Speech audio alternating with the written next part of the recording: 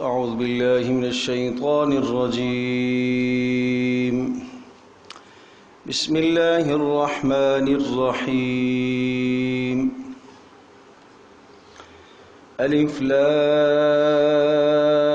را تلك آيات الكتاب وقرآن مبين. ربما يود الذين كفروا لو كانوا مسلمين ذرهم يأكلوا ويتمتعوا ويلههم الأمل فسوف يعلمون. وما أهلكنا من قرية إلا ولها كتاب معلوم ما تسبق من أمة أجلها وما يستأخرون. وقالوا يا أيها الذي نزل عليه الذكر إنك لمجنون لو ما تأتينا بالملائكة إن كنت من الصادقين. ما ننزل الملائكة إلا بالحق وما كانوا إذا منظرين. إنا نحن نزلنا الذكر وإنا له لحافظون. ولقد أرسلنا من قبلك في شيع الأولين وما يأتيهم من رسول إلا كانوا به يستهزئون. كذلك نسلكه في قلوب المجرمين لا يؤمنون به وقد خلت سنة الأولين.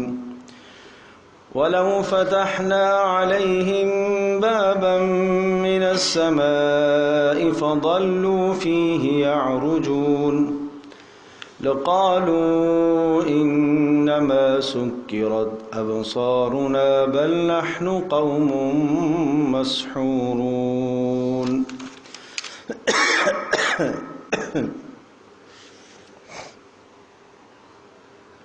سورۃ الحجر مکہ مکرمہ میں نازل ہوئی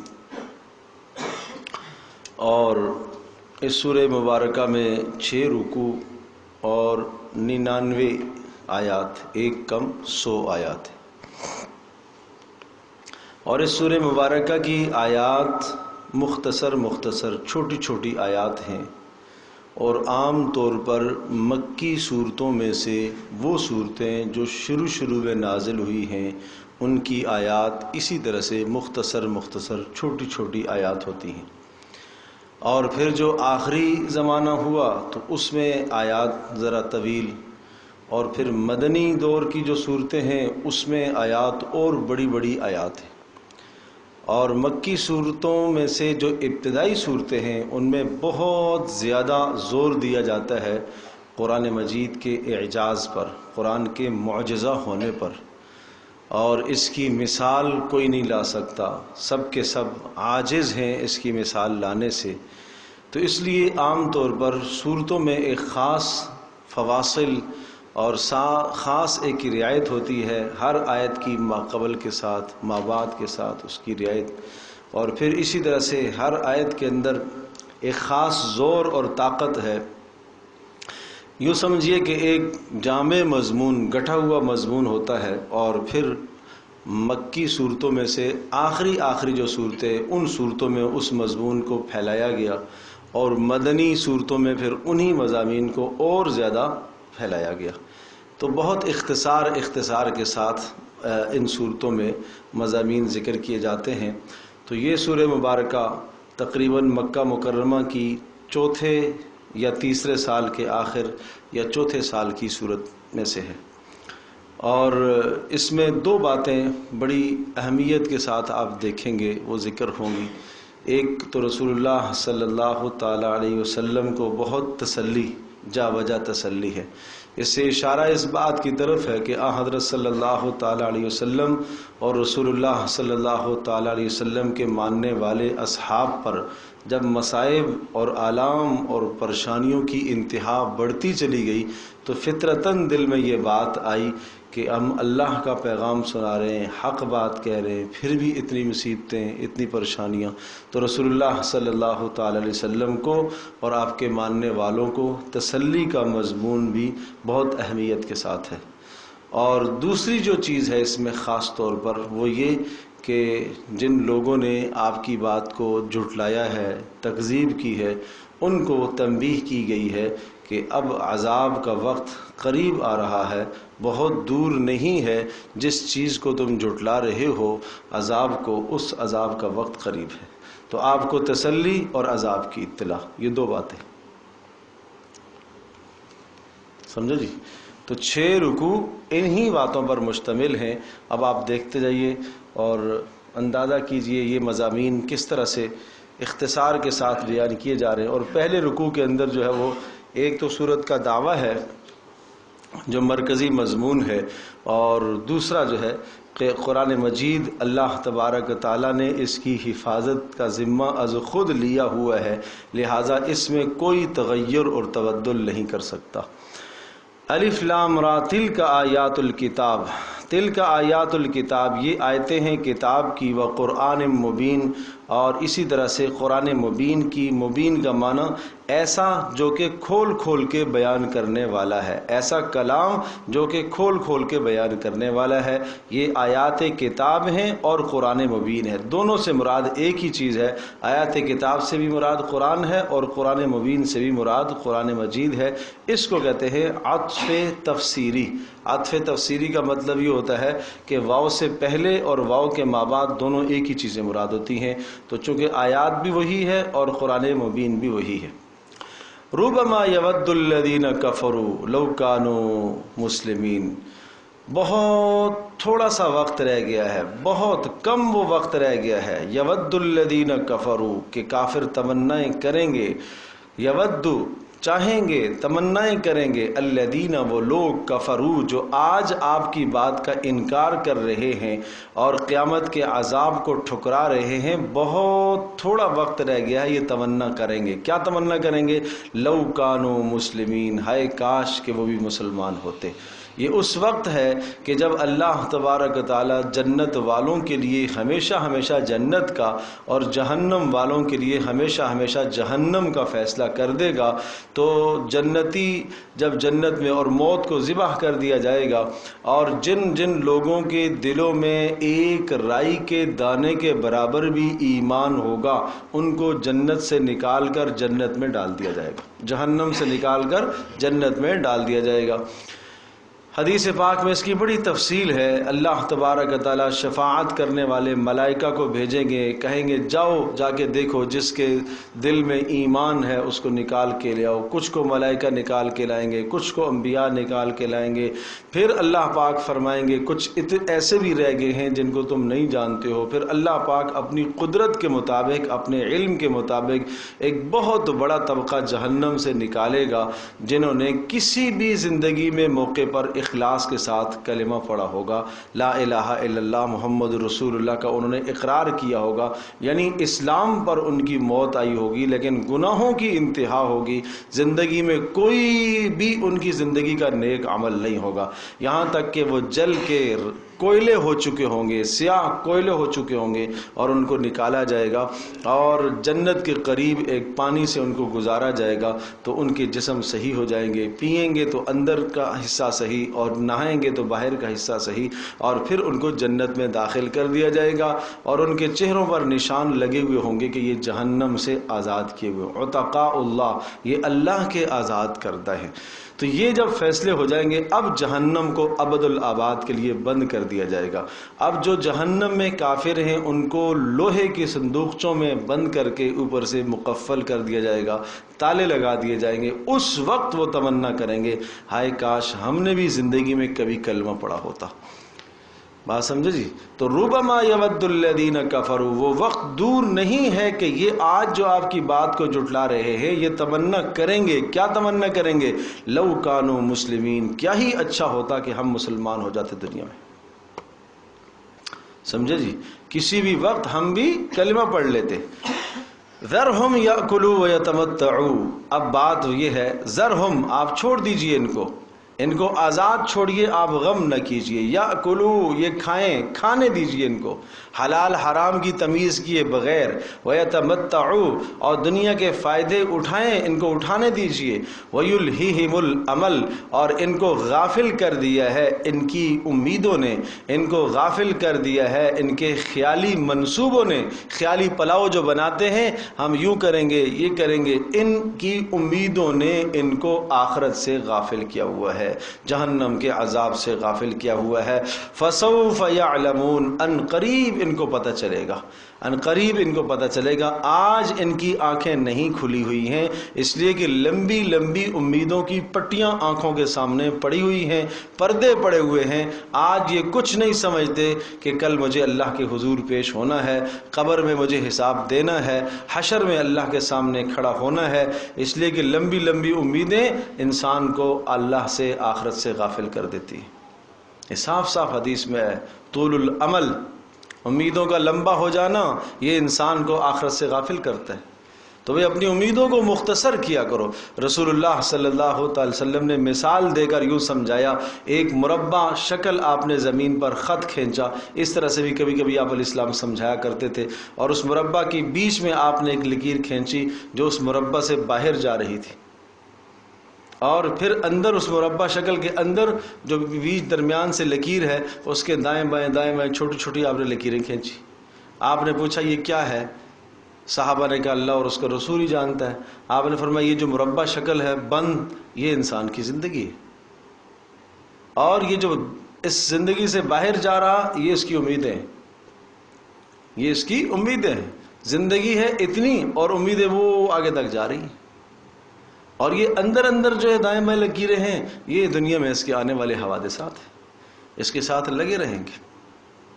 تو اس لیے بھائی اپنی امیدوں کو لمبا نہ کرو، اور امیدوں کو مختصر کرنے کا راستہ یہ ہے آدمی موت کو سوچے، مرنے کا مراقبہ کرے، موت کو سوچے کہ مجھے مرنا ہے، میں اس وقت تختے پر لٹا دیا گیا ہوں، میری موت کا وقت آ گیا ہے، مجھے کلمے کی تلقین کی جا رہی ہے، اب روح نکل رہی ہے، اب جناب مجھے غسل دینے کے لیے تیار کیا جا رہا ہے، اب گھر میں واویلا مچا ہوا ہے، اور اس کے بعد جنازے کا تصور کرے، قبر میں جانے کا تصور کرے، اب فرشتے سوال کرنے کے لیے آ رہے ہیں. یہ چیز آپ کو کرنے سے انشاءاللہ آخرت کی جو غفلت ہے وہ دور ہو جائے گی. تو وَلْيُلْهِهِمُ الْعَمَلِ، فرمایا ان کو امیدوں نے غافل کیا ہوا ہے. فَسَوْفَ يَعْلَمُونَ، اور ان قریب وہ سمجھ جائیں گے. وَمَا أَهْلَكْنَا مِنْ قَرْيَةٍ إِلَّا وَلَهَا كِتَابٌ مَعْلُومٌ. وَمَا أَهْلَكْنَا، اب سوال یہ آتا ہے کہ یہ بار بار مطالبہ کرتے ہیں عذاب کا، عذاب لے کے آؤ. آج ہم اور آپ جس دنیا میں رہ رہے ہیں، آج بھی ایک نافرمان، ایک باغی، ایک ظالم یہی تصور کرتا ہے اتنے عرصے سے میں گناہ کر رہا ہوں، کون سا عذاب آیا؟ نہیں آیا. تو اس پر جواب ہے وما اہلکنا من قریۃ، یہ مہلت ہے اللہ کی طرف سے. وما اہلکنا من قریۃ، اور ہم نے نہیں ہلاک کیا کسی بھی بستی کو، الا مگر ولہا کتاب معلوم، اس کا ایک وقت مقرر تھا. کتاب لکھا ہوا، معلوم مقرر، اس کا وقت مقرر تھا.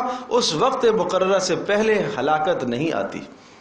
یاد ہوگا پہلے بھی یہ بات بتا چکا ہوں کہ جب اکمال حجت ہوتا ہے، اتمام حجت ہو جاتا ہے، اور ادھر سے سامنے سے جو ہے وہ سرکشی اور بغاوت کی بھی انتہا ہوتی ہے. ایک وقت ہے جب اتمام حجت ہوتے ہوتے ہوتے اور سامنے سے جناب سرکشی اور بغاوت آتی ہے، تو یہ جب ٹکراؤ ہوتا ہے تو پھر اللہ کا عذاب آتا ہے. ما تسبق من امت اجلہا وما یستأخرون، کوئی امت سبقت نہیں کرتی اجلہا اپنے وقت مقررہ سے، وما یستأخرون نہ پیچھے رہتی ہے. یعنی کوئی بھی امت ایسا نہیں ہوا کہ نہ وہ اپنے وقت سے پہلے ہلاک ہوئی ہو اور نہ اپنے وقت مقررہ کے بعد ہلاک ہوئی ہو. جو ہلاکت کا وقت ہے اس کے بعد اسے مہلت نہیں دی جاتی. تو اس لیے ان سے بھی کہیے اور آپ بھی تسلی رکھیے. یعنی آپ کے دل میں یہ خیال آئے کہ یہ عذاب کیوں نہیں آ رہا، تو آپ انتظار کیجئے کہ ایک وقت مقرر ہے، اور یہ جو کہہ رہے ہیں کہ عذاب کیوں نہیں آ رہا، ان کو بھی آپ اطلاع کیجئے کہ وقت مقرر ہے۔ وَقَالُوا يَا أَيُّهَا الَّذِي نُزِّلَ عَلَيْهِ الذِّكْرُ إِنَّكَ لَمَجْنُونَ۔ رسول اللہ صلی اللہ تعالیٰ علیہ وسلم کا استہزاء اور مذاق اڑانے کے لیے ڈٹائی اور بغاوت اور سرکشی کی انتہا کر دی۔ وَقَالُوا، اور کہنے لگے، یا أَيُّهَا الَّذِي، اے وہ شخص، نُزِّلَ عَلَيْهِ الذِّكْرُ، جس پر ذکر اتارا گیا، جو اپنے زعم اور خیال میں کہتا ہے کہ میرے اوپر وحی آتی ہے، حالانکہ یہ تو نہیں مانتے، لیکن اے وہ شخص جو اپنے زعم اور خیال میں کہتا ہے کہ میرے اوپر وحی آتی ہے، انک لمجنون، تیرا دعویٰ غلط ہے، اس لیے کہ تو نبوت کا جو دعویٰ کر رہا ہے یہ مجنونوں والی باتیں۔ اس طرح سے رسول اللہ صلی اللہ علیہ وسلم کو جھٹلانے لگے۔ اس پر دلیل کیا دے رہے ہیں؟ لو ما تأتینا بالملائکۃ ان کنت من الصادقین، اگر یہ نبوت میں سچا ہے، ما تأتینا بالملائکہ، پھر فرشتوں کو کیوں نہیں لے کے آتا؟ ان کا مطالبہ کیا ہے؟ ان کا مطالبہ یہ ہے کہ فرشتے آئیں اور ہم ان فرشتوں کو دیکھیں، اپنی نظروں سے دیکھیں۔ اور دوسرے مقام پر سورہ بنی اسرائیل میں آگے آئے گا، صرف فرشتوں کو آنے سے سروکار نہیں ہے، بلکہ آپ ہمارے سامنے آسمان پر چڑھیں، اور صرف چڑھنا بھی کافی نہیں ہے، آپ حتیٰ تنزل علینا کتابا نقرأ، یہاں تک کہ کتاب لے کر آئے اور ہم اس خود کتاب کو چھوئیں گے بھی، پڑھیں گے بھی، پھر ہم آپ کو رسول مانیں گے۔ یہ بےہودہ مطالبے، تو جواب یہ دیا، بڑا سخت جواب ہے۔ لو ما تأتینا بالملائکۃ، کیوں نہیں یہ اتارتا، فرشتوں کو لے کے آتا ہمارے پاس؟ لو ما تأتینا، کیوں نہیں لے کے آتا تو فرشتوں کو ہمارے پاس؟ ان کنت من الصادقین، اگر تو سچا ہے۔ جواب یہ ہے، ما ننزل الملائکۃ الا بالحق، فرشتے نہیں آتے مگر فیصلہ لے کے آتے ہیں۔ فرشتے کیا لے کے آتے ہیں؟ فیصلہ لے کے آتے ہیں۔ فرشتے تو اترتے ہیں، وہ حق لے کے آتے ہیں۔ ٹھیک ہے جی، نمبر 1 فیصلہ لے کے آتے ہیں، وہی لے کے آتے ہیں، تم اس کے اہل نہیں ہوگے، تمہارے پاس فرشتے آئیں۔ نمبر 2، یا فرشتے آتے ہیں کس کا؟ یہ عذاب لے کے آتے ہیں، اور اس کا ابھی تک وقت آیا نہیں ہے، وہ متعین وقت آئے گا تو آئیں گے فرشتے۔ ٹھیک ہے، یا فرشتے خوشخبریاں دینے کے لیے آتے ہیں اور تم اس کے اہل نہیں ہو، جیسا کہ آگے آ رہا ہے۔ 2 حق فرشتے لے کر آئے، حضرت ابراہیم علیہ السلام کا اور لوط علیہ السلام کا قصہ آ رہا ہے آگے، یہ اسی کی طرف اشارہ ہے۔ تفصیلی جواب وہاں آئے گا کہ دیکھو نا، فرشتے حق لے کے آئے نا، کیا حق لے کے آئے؟ ابراہیم علیہ السلام کے پاس بشارت لے کے آئے اسحاق کی، اور لوط علیہ السلام کی قوم پر بھی کیا لے کے آئے؟ حق لے کر آئے، اور یہ سمجھایا کہ دیکھو فرشتے اس طرح سے آتے ہیں، پھر عذاب لے کر آتے ہیں، پھر تو مہلت نہیں دی جائے گی۔ وما كانوا اذا منظرین، اور جب فرشتے اترتے ہیں، وما كانوا اذا منظرین، اس وقت ان کو مہلت نہیں دی جائے گی۔ انا نحن نزلنا الذکر وانا له لحافظون۔ باقی رہی یہ بات کہ تمہارا یہ کہنا کہ اے وہ رسول جس پر ذکر اتارا گیا ہے، اللہ کہہ رہا انا نحن نزلنا الذکر، ہم نے اس ذکر کو اتارا ہے، یہ رسول اپنی طرف سے نہیں لایا ہے، ہم نے اس ذکر کو اتارا ہے، اور جب اتارا ہم نے ہے، وَإِنَّا لَهُ لَحَافِظُونَ، ہم ہی اس کی حفاظت بھی کریں گے۔ یہ اعزاز قرآن مجید کا ہے۔ دوسرا والا نزلنا ذکر، اللہ نے آسمان سے کتابیں تو باقی بھی اتاری ہیں۔ انزلنا التورات، اللہ نے تورات کو اتارا، انجیل کو اتارا۔ آتینا داود الزبورا، داود علیہ السلام کو زبور اللہ پاک نے عطا فرمائی، اور دیگر انبیاء کو صحیفے اللہ پاک نے عطا فرمائے۔ نزول تو سب کا سب کتابوں کا اللہ کی طرف سے ہوا، لیکن حفاظت اللہ تبارک و تعالیٰ نے صرف قرآن مجید کی دی۔ حفاظت کی ذمہ داری اپنے اوپر جو اللہ پاک نے لی ہے وہ صرف قرآن مجید کی ہے، باقیوں کی نہیں ہے۔ انا انزلنا التوراۃ فیہا ھدی ونور یحکم بہا النبیون الذین اسلموا للذین ھادوا والربانیون والاحبار بما استحفظوا من کتاب اللہ، اس لیے کہ ان کو، یہود کے علماء کو، کتاب کی حفاظت کا مکلف بنایا گیا کہ تم نے کتاب کی حفاظت کرنی ہے، انہیں مکلف بنایا گیا۔ لیکن ادھر اللہ تبارک و تعالیٰ نے قرآن مجید کے لیے یہ اعزاز ہے کہ اللہ پاک نے اس کی ذمہ داری حفاظت کی خود ہی لی ہے، لہٰذا دنیا کا کوئی انسان اس میں تغیر تبدل نہیں کر سکتا۔ اور ہزاروں لوگوں نے کوششیں کی ہیں اس میں تبدل تغیر کرنے کی، لیکن آج تک کوئی کامیاب نہیں ہوا اور نہ کامیاب ہوگا قیامت تک۔ اِنَّا نَحْنُ نَزَّلْنَا الذِّکْرَ، بے شک ہم نے اس کو اتارا ہے، وَإِنَّا لَهُ لَحَافِظُونَ، اور ہم ہی اس کے محافظ ہیں اور حفاظت کرنے والے ہیں۔ یہ اشارہ اس بات کی طرف بھی ہے کہ رسول اللہ صلی اللہ تعالی وسلم آخری رسول ہے، اس لیے کہ رسول اللہ صلی اللہ تعالی وسلم کے بعد اگر کسی اور رسول نے آنا ہوتا تو اللہ پاک کتاب کو محفوظ نہ رکھتا۔ نیا رسول آئے گا تو نئی کتاب لے آئے گا، نیا رسول آئے گا تو نیا دین اور نئی شریعت لے کے آئے گا، لیکن رسول اللہ صلی اللہ علیہ وسلم آخری رسول، آخری نبی، آپ کا دین، آپ کی کتاب، آپ کی شریعت، آپ کی سنت قیامت تک اسی طرح سے محفوظ رہے گی۔ اور جب کتاب کی حفاظت کی ذمہ داری اللہ پاک نے لی ہے، اچھی طرح سے ذہن نشین فرما لیں، تو کتاب کی تمام تشریحات بھی اس کی ذمہ داری بھی اللہ پاک نے لی ہوئی ہے۔ لہٰذا کتاب کی شرح رسول اللہ صلی اللہ علیہ وسلم کی زندگی ساری کی ساری وہ کتاب کی شرح ہے، وہ قرآن مجید کی تشریح ہے۔ آپ نے اپنے اعمال کے ذریعے سے، اپنے اخلاق کے ذریعے سے، اپنے ارشادات کے ذریعے سے قرآن کی شرح فرمائی۔ حضرت عائشہ رضی اللہ تعالیٰ عنہا فرماتی ہیں نا، کان خلقہ القرآن، آپ کے اخلاق کیا تھے؟ قرآن ہی تو تھا، آپ کی ساری زندگی قرآن کے مطابق تھی۔ تو آیات کی تشریح بھی رسول اللہ صلی اللہ علیہ وسلم نے فرمائی ہے، اور وہ بھی محفوظ ہے، قیامت تک محفوظ رہے گی۔ وَلَقَدْ أَرْسَلْ، یہی وجہ ہے اللہ پاک نے ہر زمانے میں ایسے اشخاص کو پیدا کیا۔ بڑی غور سے اس بات کو سنیے اور سمجھنے کی کوشش فرمائیے کہ رسول اللہ صلی اللہ تعالیٰ علیہ وسلم کی زندگی اللہ نے کیسے محفوظ کی، کتنی باریک باتیں رسول اللہ کی محفوظ ہیں۔ کیا میں چند مثالیں عرض کرتا ہوں۔ رسول اللہ صلی اللہ علیہ وسلم سوتے کیسے تھے؟ آپ سوتے میں سیدھا ہاتھ کہاں رکھتے تھے، الٹا ہاتھ کہاں رکھتے تھے؟ محفوظ ہے۔ آپ جب صبح بیدار ہوتے سب سے پہلا کام کیا کرتے تھے؟ یہ بھی محفوظ ہے۔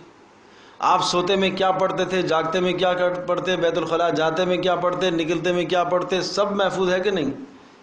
یہاں تک کہ رسول اللہ صلی اللہ علیہ وسلم نے اپنے ہاتھ سے اشارہ کیسا کیا وہ بھی محفوظ ہے۔ آپ نے 2 انگلیوں کو یوں جوڑا کتنی بار وہ بھی محفوظ ہے۔ کون سی چیز ہے جو محفوظ نہیں ہے؟ ارشاد اور اقوال، آپ کی زبان سے نکلنے والے جملے اور آپ کے جسم سے صادر ہونے والے اعمال تو بعد کی چیز ہے، آپ کے اشارے بھی محفوظ ہیں، آپ کے اشارے بھی محفوظ ہیں۔ رسول اللہ صلی اللہ تعالی وسلم روئے کب وہ بھی محفوظ، آپ علیہ الصلوۃ والسلام ہنسے کب وہ بھی محفوظ، آپ کا تبسم تھا، یعنی آپ علیہ السلام جب ہنستے تھے تو مسکراتے تھے، زیادہ کب ہنسے آپ علیہ السلام، یعنی اتنے ہنسے رسول اللہ صلی اللہ علیہ وسلم کے نوکیلے دانت نظر آنے لگ گئے، اس بات کو بھی صحابہ نے محفوظ کیا ہوا ہے۔ تو اس زمانے میں آج کل کی کا جو ہے نا نظام تو حفاظت کا تھا نہیں کہ جناب ایک ایک چیز آپ نوٹ کریں، ایک ایک چیز آپ محفوظ کریں، ایک ایک چیز آپ لکھیں، یہ انتظام، لیکن رسول اللہ صلی اللہ علیہ وسلم کی زندگی کو صحابہ نے ایسے محفوظ کیا۔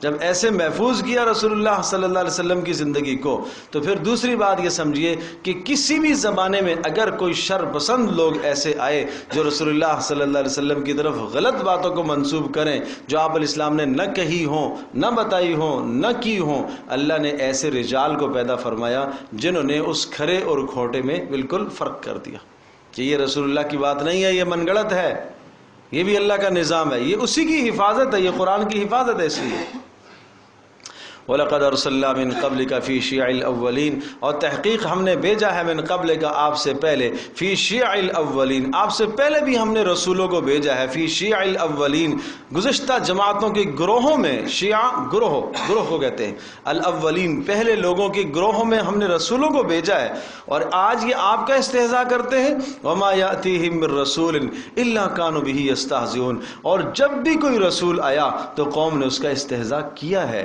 لہذا آپ غمگین نہ ہوں۔ یہ تسلی ہے رسول اللہ صلی اللہ علیہ وسلم۔ میں نے عرض کیا تھا کہ جا بجا تسلی کے کلمات آئیں گے۔ وما یاتیہم من رسول، اور نہیں آیا کوئی بھی رسول الا کانوا بہ یستہزئون، مگر قوم اس کے ساتھ استہزاء اور مذاق اڑاتی تھی۔ کذالک نسلکہ فی قلوب المجرمین، اس طرح سے ہم نے اس استہزاء کو ڈال دیا ہے فی قلوب المجرمین، مجرموں کے دلوں میں۔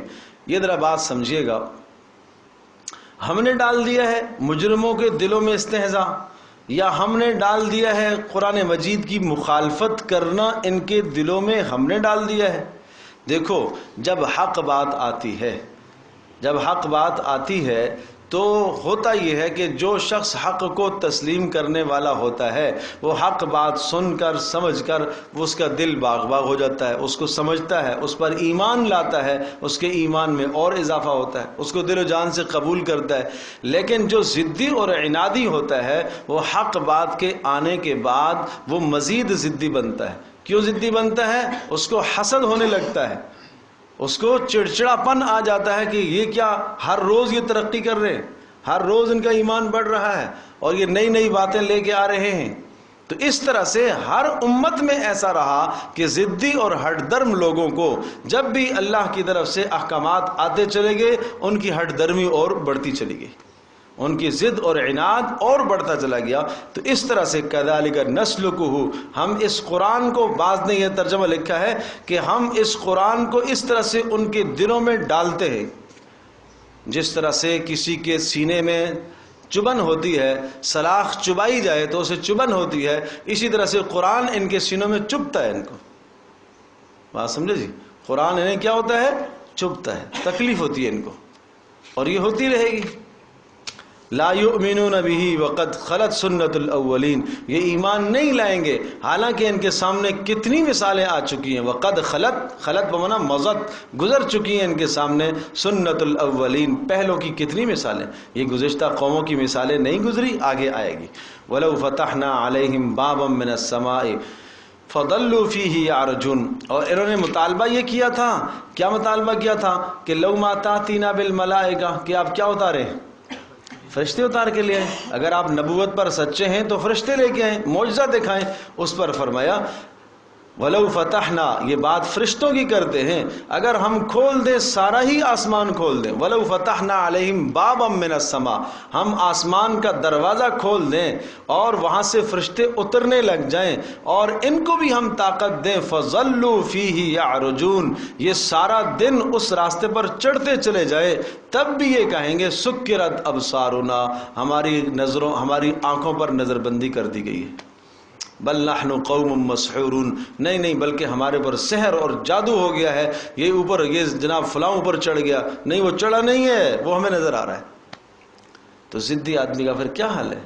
یعنی اس سے بڑا کیا معجزہ ہو سکتا ہے کہ آسمان پھٹے، تمہارے دیکھتے ہی دیکھتے آسمان پھٹ جائے اور تمہیں اللہ چڑھنے کی بھی صلاحیت دے دے اور وہاں سے فرشتوں کا بھی نزول ہو، یہ سارا منظر دیکھ کر بھی وہ ضرور یہ کہیں گے سکرت ابصارنا، ہمارے اوپر نشہ ڈال دیا گیا ہے، ہماری آنکھوں پہ نظر بندی کر دی گئی ہے۔ بل نحن مسحور قوم مسحورون، اور ہمیں سحر کیا گیا۔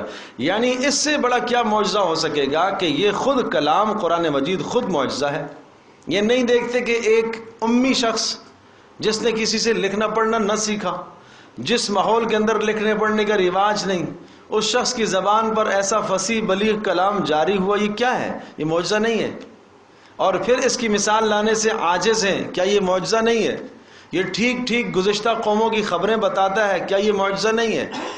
تم یہود و نصارہ سے ملتے ہو اور جب ان کے سامنے تم آیات کے تذکرے کرتے ہو تو وہ کہتے ہیں ہاں ہمارے ہاں تورات میں بھی اس طرح کی باتیں آئی ہیں، ٹھیک وہی باتیں بتاتا ہے، قوم عاد کی باتیں، قوم سمود کی، قوم نوح کی، اتنی بڑی حالات اور تاریخ تمہارے سامنے یہ بیان کرتا ہے، اور یہ کیا کم معجزہ ہے؟ اور پھر اسی طرح سے چاند کی طرف اس نے اشارہ کیا اور وہ چاند 2 ٹکڑے ہوا، اس سے بڑھ کر اور کیا تمہیں معجزہ چاہیے؟ تو یہ ہے، فرمایا کہ اگر بڑے بھی معجزات دکھائیں اور آسمان بھی پھٹ جائے تو لقالو کہیں گے انما سکرت ابصارنا، ہماری آنکھوں میں نظر بندی کر دی گئی ہے، بل نحن قوم مسحورون، بلکہ ہم تو جادو کیے ہوئے لوگ ہیں، ہماری عقلوں میں اور ہمارے فہم میں پردے ڈال دیے گئے ہیں، مطلب اس نے سب جادو کر دیا۔ اللہ اکبر اللہ اکبر۔ ذرا سی بات پر آج کل بھی لوگ جادو، کسی نے کچھ کر دیا ہوگا، کسی نے، ضد اپنی ہے، قصور اپنا ہے، جرم اپنا ہے، وہاں پر بھی یہی تھا کہ جرم اپنا ہے منسوب دوسرے کی طرف، سمجھے جی، نبی کی طرف منسوب کر رہے ہیں، اس نے جادو کر دیا ہمارے اوپر۔ ظالموں کیسی بات کرتے ہو، آج اپنی بدعملیاں ہوتی ہیں، اپنے گناہ ہوتے ہیں، اپنے گناہوں کی وجہ سے رزق میں تنگی آ جاتی ہے، اپنے گناہوں کی وجہ سے گھر میں لڑائیاں ہو جاتی ہیں، اپنے گناہوں کی وجہ سے گھر میں اختلافات ہو جاتے ہیں، لیکن منسوب کرتے ہیں کسی نے کچھ کر دیے۔ کبھی اپنے اعمال کو سوچا ہے؟ اپنے اعمال پر فکر کرنی چاہیے کہ میرے کیا اعمال ہے، کہ میرے کسی بدعملی کی وجہ سے یہ نتیجہ تو نہیں آ رہا۔ وَلَقَدْ جَعَلْنَا فِي السَّمَاءِ بُرُوجًا وَزَيَّنَّاهَا لِلنَّاظِرِينَ۔ آسمان کی مخلوق کا خالق بھی اللہ ہے، فرشی مخلوق، فرشی عرشی، اوپر کی مخلوق کا خالق بھی اللہ ہی ہے، نیچے کی مخلوق کا خالق بھی اللہ ہی ہے، اور روزیاں بھی وہی دیتا ہے، موت و حیات کا مالک بھی وہی ہے۔ اس رکوع کے اندر یہ باتیں ہیں 4 کہ آسمانی مخلوق کا خالق بھی اللہ، زمینی مخلوق کا خالق بھی اللہ، روزیاں بھی وہی دیتا ہے، اور موت و حیات کا مالک بھی وہی ہے۔ دیکھیں وَلَقَدْ جَعَلْنَا فِي السَّمَاءِ بُرُوجًا وَزَيَّنَّاهَا لِلنَّاظِرِينَ، اور ہم نے آسمان کو بنایا، وَلَقَدْ جَعَلْنَا، اور ہم نے بنایا، فِي السَّمَاءِ، آسمان میں، بُرُوجًا، بڑے بڑے ستارے ہم نے بنائے آسمان میں، وَزَيَّنَّاهَا لِلنَّاظِرِينَ، اور ہم نے اس آسمان کو مزین کیا ہے دیکھنے والوں کے لیے۔ بروج برج کی جمع ہے، اور برج کہتے ہیں بڑی جسامت والی کوئی چیز، بڑے قد و قامت والی کوئی چیز۔ تو اس سے مراد آسمانی ستارے، سیارے ہیں جو فضاؤں کے اندر گردش کر رہے ہیں، یہ بڑے بڑے برج اللہ پاک نے بنائے ہیں، اس میں سورج، چاند، ستارے، سیارے، سب کچھ ہی اللہ نے بنایا۔ اور بعض نے یہ بھی معنی لکھا ہے کہ وَلَقَدْ جَعَلْنَا فِي السَّمَاءِ بُرُوجًا، ہم نے آسمانوں کے اندر رکاوٹیں پیدا کی ہیں۔ کیا کہ آسمانوں سے، وہاں سے کہکشاؤں سے جو گرتے ہیں ٹکڑے ستارے، اگر اللہ تبارک تعالیٰ کا یہ نظام نہ ہو تو یہ ایک دم سارا زمین پر گرے اور زمین فنا ہو جائے۔ اللہ پاک نے ان کے لیے رکاوٹیں پیدا کی ہیں۔ وَحَفِظْنَاهَا مِنْ كُلِّ شَيْطَانٍ الرَّجِيمٍ، اور ہم نے اس آسمان کی حفاظت کی ہے، مِنْ كُلِّ شَيْطَانٍ الرَّجِيمٍ، ہر دھدکارے ہوئے شیطان سے، إِلَّا مَنِ اسْتَرَقَ السَّمْعَ، ہاں کبھی ایسا بھی ہوتا ہے، اسْتَرَقَ السَّمْعَ، شیطان چوری چھپ کے جو بات لے لیتا ہے، فَأَتْبَعَهُ شِهَابٌ مُبِينٌ، اس کے پیچھے لگ جاتا ہے ایک چمکتا ہوا انگارہ۔ کہ کبھی یہ شیطان اوپر جاتے ہیں اور بادلوں سے بھی اوپر چڑھ جاتے ہیں، اور کوئی بات ملائکہ کی اچک لیتے ہیں، کوئی بات کا کوئی جز اچک لیتے ہیں، تو زمین پر آنے سے پہلے ہی ان کو جلا دیا جاتا ہے، راکھ کر دیا جاتا ہے، کوئی شے یہ نیچے نہیں لا سکتے۔ لہٰذا کاہن اور نجومی اور اس قسم کے لوگ جو غیب کی خبریں آپ کو دیتے ہیں اور بتاتے ہیں، سب بےہودہ باتیں ہیں۔ آپ کا ہفتہ کیسا گزرے گا، آپ کی قسمت کیسے ہوگی، بھائی یہ سب بیکار باتیں، یہ سب علم غیب ہے، اللہ پاک ہی جانتا ہے، علم غیب ہے۔ وہ تمہارے چہرے کے تاثرات کو دیکھ کر آپ کی پریشانیاں 4-6 گنواتا ہے، آپ سمجھتے ہیں کہ بس یہ تو بڑا پہنچا ہوا بزرگ ہے، ایسا نہیں ہے، سمجھے جی۔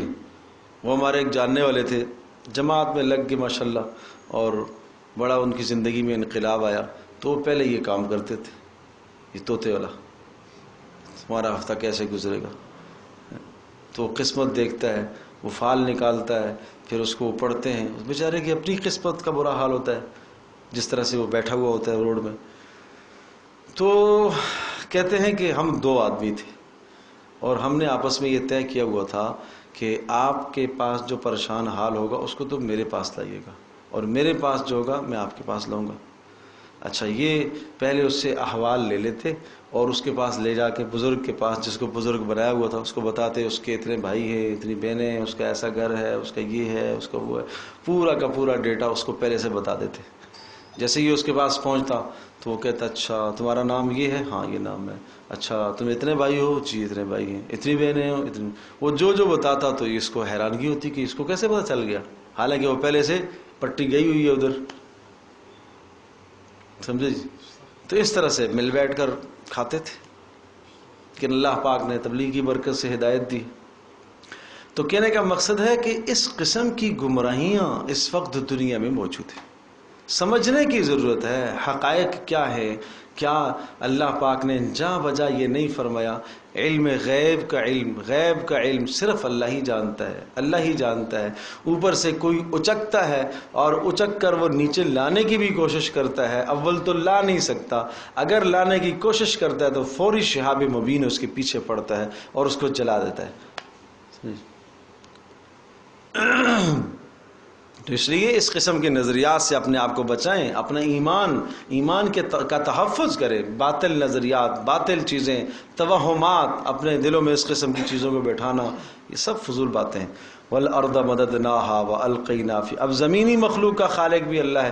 والارض مددناها، اور زمین کو ہم نے پھیلایا. والقینا فیہا رواسیہ، اور اس میں ہم نے گاڑ دیا پہاڑوں کو. القینا ڈال دیا، فیہا اس میں رواسیہ پہاڑوں کو. وانبتنا، اور ہم نے اگا دیا فیہا اس زمین میں من کل شیء ہر چیز کو موزون ایک مقدار کے مطابق، ایک وزن کے مطابق. یعنی زمین میں جتنی ضرورت ہے اتنا ہی اللہ پاک نے زمین کے اندر غلہ اگانا ہے، اتنا ہی اللہ پاک نے زمین کے اندر نظام بنانا ہے. ہاں کبھی کبھی اللہ پاک غلے کو روک لیتا ہے، لیکن اس کا یہ معنی نہیں ہے کہ اللہ کے پاس غلہ نہیں ہے، اللہ کے پاس انتظام نہیں ہے. یہاں سے وہ بات بھی جو ہے نا، وہ سوال بھی چھٹ جاتا ہے، اور چھٹنا چاہیے کہ جناب کیا ہے، فیملی منصوبہ بندی کریں گے. کیوں کریں گے؟ اس لیے کہ جناب کھائیں گے کہاں سے؟ اگر زیادہ بچے ہو گئے تو کھائیں گے کہاں سے؟ بھائی ایک آدمی اپنے گھر کا نظام جانتا ہے. ایک اسکول کے اندر پرنسپل اسے پتہ ہے کہ میرے اسکول میں کتنی جگہ ہے، اتنے ہی بچوں کو اس نے داخلہ دینا ہے. تو کیا اللہ تبارک تعالیٰ جس نے کائنات میں انسانوں کو بنایا ہے، جو ہر چیز کا خالق و مالک ہے، اسے نہیں معلوم کہ کتنے انسان ہیں، ان کے لیے کتنی روزی دینی ہے؟ یہ بالکل بیکار سی بات ہے.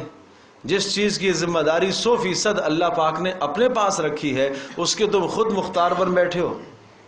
خود مختار کیوں بن بیٹھے ہو؟ الا ان النفس لن تستکمل، ان النفس لن تموت حتی تستکمل رزقها. کوئی جان اس وقت تک نہیں مرتی، موت نہیں آتی جب تک اپنا رزق نہ مکمل کر لے. صاف صاف حدیث میں آیا تمہیں اس طرح سے رزق تمہارا ڈھونڈتا ہے جس طرح سے تمہیں موت ڈھونڈتی ہے. موت سے فرار نہیں، رزق سے بھی فرار نہیں. جو رزق تمہارے نصیب میں لکھا ہے وہ تمہارے پاس پہنچتا ہے. اللہ اکبر. تو یہ دنیا تو دار الاسباب ہے، ہمیں اسباب کے بنانے کا مکلف بنایا گیا ہے. بس اسباب اتنا ہی ہے جیسا کہ ایک آدمی کاٹتا ہے اور چھری ہاتھ میں رکھتا ہے تو وہاں چھری نہیں کاٹتی ہے، پیچھے آدمی کا ہاتھ استعمال ہو رہا ہوتا ہے. بالکل اسی طرح سے روزی آپ کے اس آلے اور سبب سے نہیں آتی جس کو آپ نے سبب بنایا ہوا ہے، دکان ہے یا جو کچھ بھی ہے. روزی دینے والا اللہ پاک ہے. تو اس نظریے کو رکھو، سبب کو سبب کی درجہ پر رکھو، سبب کو رب نہ بناؤ، سبب کو معبود نہ بنایا کرو. اور فرمایا وَإِن مِّن شَيْءٍ إِلَّا وَجَعَلْنَا لَكُمْ فِيهَا مَعَائِشَ، اور ہم نے بنایا ہے تمہارے لیے زمین کے اندر معائشہ، روزیوں کے اسباب ہم نے تمہارے لیے بنائے، کھانے کی، پینے کی، رہنے کی چیزیں. وَمَن لَّسْتُمْ لَهُ بِرَازِقِينَ، اور تم نہیں رزق حاصل کر سکتے، تم روزیاں دینے والے تھوڑے ہو، تم کہاں ہو. وَإِن مِّن شَيْءٍ إِلَّا عِندَنَا خَزَائِنُ، اور ہر شے کا خزانہ ہمارے پاس موجود ہے. ہمارے روزیوں کا، اولادوں کا، بیٹوں کا، بیٹیوں کے خزائن ہمارے پاس ہیں. وَمَا نُنَزِّلُهُ إِلَّا بِقَدْرٍ مَعْلُوم، اور ہم نہیں اتارتے مگر ایک خاص مقدار کے مطابق، جتنی ضرورت ہوتی ہے ہم اتنا اتارتے ہیں. وَأَرْسَلْنَا الرِّيَاحَ لَوَاقِحَ فَأَنزَلْنَا مِنَ السَّمَاءِ، اب ایک مشاہدہ دکھایا. مشاہدہ یہ دیکھتے نہیں ہو، وَأَرْسَلْنَا، ہم بھیجتے ہیں الرِّيَاحَ ہواؤں کو، لَوَاقِحَ جو بادلوں سے، بوجھل بادلوں سے بھری ہوئی، ایسی ہواؤں کو ہم بھیجتے ہیں جو بوجھل بادلوں کو اٹھاتی ہیں. فَأَنزَلْنَا مِنَ السَّمَاءِ مَاءً، پھر ہم ان بادلوں سے برساتے ہیں پانی. فَأَسْقَيْنَاكُمُوهُ، اور ہم وہ پانی تمہیں پلاتے ہیں. وَمَا أَنْتُمْ لَهُ بِخَازِنِينَ، تم اس پانی کو خزانہ نہیں کر سکتے. تم کہاں خزانہ کرو گے؟ اللہ اکبر. سمندروں سے اللہ پاک پانی کو اٹھاتا ہے اور بخارات کو کی شکل میں فضاؤں میں بلند ہوتا ہے، یہ بادل بنتے ہیں، پھر یہ برستا ہے، پھر اللہ پاک اس پانی کو برف کی شکل میں پہاڑوں پر جا کے جمع کرتا ہے، اسٹاک کرتا ہے، پھر وہاں سے وہ پگھل کے پھر وہ سمندروں میں آتا ہے، پھر یہ اوپر جاتا ہے. وہ کھارے کو میٹھے میں، میٹھے کو کھارے میں کون بدلتا ہے؟ اس لیے فرمایا وما انتم لہو بخازنین، تم خزانہ نہیں کر سکتے ہو. اگر زمین سمندر کے اندر پانی جو ہے اس کے اندر اگر کھارا پن نہ ہو تو ساری نجاستیں جو اس کے اندر جاتی ہیں یہ تو بدبودار ہو جائے. اس کا کھارا پن ہی ہے جو اس کی نجاستوں کو تحلیل کر دیتا ہے، گندگیوں کو تحلیل کر دیتا ہے. تو یہ اللہ پاک نے انسان کے لیے نظام بنایا ہے پانی کے محفوظ کرنے کا. وَإِنَّا لَنَحْنُ نُحْيِي وَنُمِيتُ، اور ہم ہی موت اور حیات کے مالک ہیں، ہم ہی زندہ کریں گے اور ہم ہی موت دیں گے. وَنَحْنُ الْوَارِثُونَ، اور ہم ہی وارث ہیں، ہم ہی تمہارے وارث ہیں. وَلَقَدْ عَلِمْنَا الْمُسْتَقْدِمِينَ مِنْكُمْ وَلَقَدْ عَلِمْنَا الْمُسْتَأْخِرِينَ، اور ہم خوب جانتے ہیں جو تم سے پہلے جا چکے اور جو تم کے بعد آئیں گے، ہم ان کو سب کو جانتے ہیں. وَإِنَّ رَبَّكَ هُوَ يَحْشُرُهُمْ، اور تیرا پروردگار ان سب کو جمع کرے گا، پہلوں کو بھی اور بعد والوں کو. انہ حکیم علیم، بے شک وہ حکمت والا اور جاننے والا ہے. وَلَقَدْ خَلَقْنَا الْإِنسَانَ مِنْ صَلْصَالٍ مِنْ حَمَإٍ مَسْنُونٍ. اب یہاں یہ سمجھایا اس دوسرے رکوع کے اندر حضرت آدم علیہ السلام اور شیطان کا تذکرہ آیا. قرآن مقدس میں یہ تذکرہ تقریباً 7 جگہ پر آتا ہے، لیکن ہر جگہ اس کی وجہ الگ ہوتی ہے. مختلف وجوہات کی بنیاد پر اس تذکرے کو دوبارہ بار بار دہرایا جاتا ہے. کہیں اس لیے آیا ہے جیسے کہ سورۃ البقرہ میں ہے، وہاں اس لیے آیا اذ قال ربک للملائکۃ انی جاعل فی الارض خلیفہ، اللہ نے انسان کو زمین کی خلافت عطا فرمائی ہے، اور اس خلافت میں یہ شیطان ازل سے تمہارا دشمن ہے، تمہیں اس میں یہ مسئلے کرے گا اور تمہارے سامنے جو ہے وہ روڑے اٹکانے کی کوشش کرے گا. یہاں پر بھی وَلَقَدْ خَلَقْنَا الْإِنسَانَ مِنْ صَلْصَالٍ مِنْ، ایک تو دونوں کا مادہ بتایا کہ انسان کی تخلیق کس چیز سے ہوئی ہے اور شیطان کی تخلیق کس چیز سے ہوئی ہے. اس لیے یہاں آدم علیہ السلام کا اور شیطان کا تذکرہ کیا کہ دونوں کی تخلیق کا مادہ سمجھایا جا رہا ہے، اور ساتھ ساتھ دونوں کی ازلی دشمنی بھی بتائی گئی کہ ازل سے شیطان تمہارا دشمن ہے. دیکھو، اور ہم نے پیدا کیا انسان کو من صلصال من حمأ مسنون، صلصال حمأ مسنون. دیکھو انسان کے لیے جو چیز الفاظ استعمال ہوئے، تخلیق انسانی کس چیز سے ہوتی ہے؟ نمبر 1 تراب، نمبر 2 طین، مٹی. تراب بھی مٹی کو کہتے ہیں، طین یہ بھی مٹی لیکن جس میں پانی ملا ہوا ہو، کیچڑ کی طرح، گارا جس کو آپ کہتے ہیں، طین. اور اسی طرح سے صلصال حمأ مسنون. یہ 5 الفاظ ہیں جو تخلیق آدم، حضرت آدم علیہ السلام کی تخلیق کے لیے استعمال ہوئے. پھر عام انسان کی جو تخلیق ہے اس میں یہ 5 اجزاء کے علاوہ ایک اور جز من نطفۃ، ایک حقیر پانی سے پیدا کیا، پانی کے قطرے سے. نطفۃ امشاجن، ماں باپ کے ملے جلے قطرے سے، مرد عورت کے ملے جلے قطرے سے پیدا کیا. اب یہ جو 5 اجزاء ہیں مٹی کے، میں بتاتا ہوں 5 اجزاء مٹی کے، اور عام انسان کو نطفے سے پیدا کیا. تو پھر دونوں میں فرق کیا ہوا؟ معنی یہ ہوا کہ اصل انسان حضرت آدم تو مٹی کے ان 5 اجزاء سے ان کی تخلیق ہوئی، اور جن سے انسان اس کی تخلیق ہوتی ہے کس سے؟ نطفے سے. ایک بات. دوسری بات یہ ہے کہ ہر انسان کی تخلیق تو یعنی آدم علیہ السلام کے علاوہ ہر انسان کی تخلیق نطفے سے ہے، لیکن وہ نطفہ کس سے بنتا ہے؟ وہ خوراکوں سے پیدا ہوتا ہے، اور وہ خوراکیں کہاں سے حاصل ہوتی ہیں؟ وہ زمین سے حاصل ہوتی ہیں، مٹی سے حاصل ہوتی ہیں. تو گویا کہ ہر انسان کی تخلیق مٹی سے ہی ہے، لیکن واسطے کے ساتھ، یا تو آدم کے واسطے سے اور یا یہ ہے کہ نباتات کے واسطے سے. تو ہر انسان کی تخلیق مٹی سے ہوتی ہے. اب یہ جو 5 الفاظ انسان کی تخلیق کے لیے استعمال ہوئے مٹی کے، ایک عرض کیا کہ تراب، تراب تو ہر قسم کی مٹی کو کہا جاتا ہے.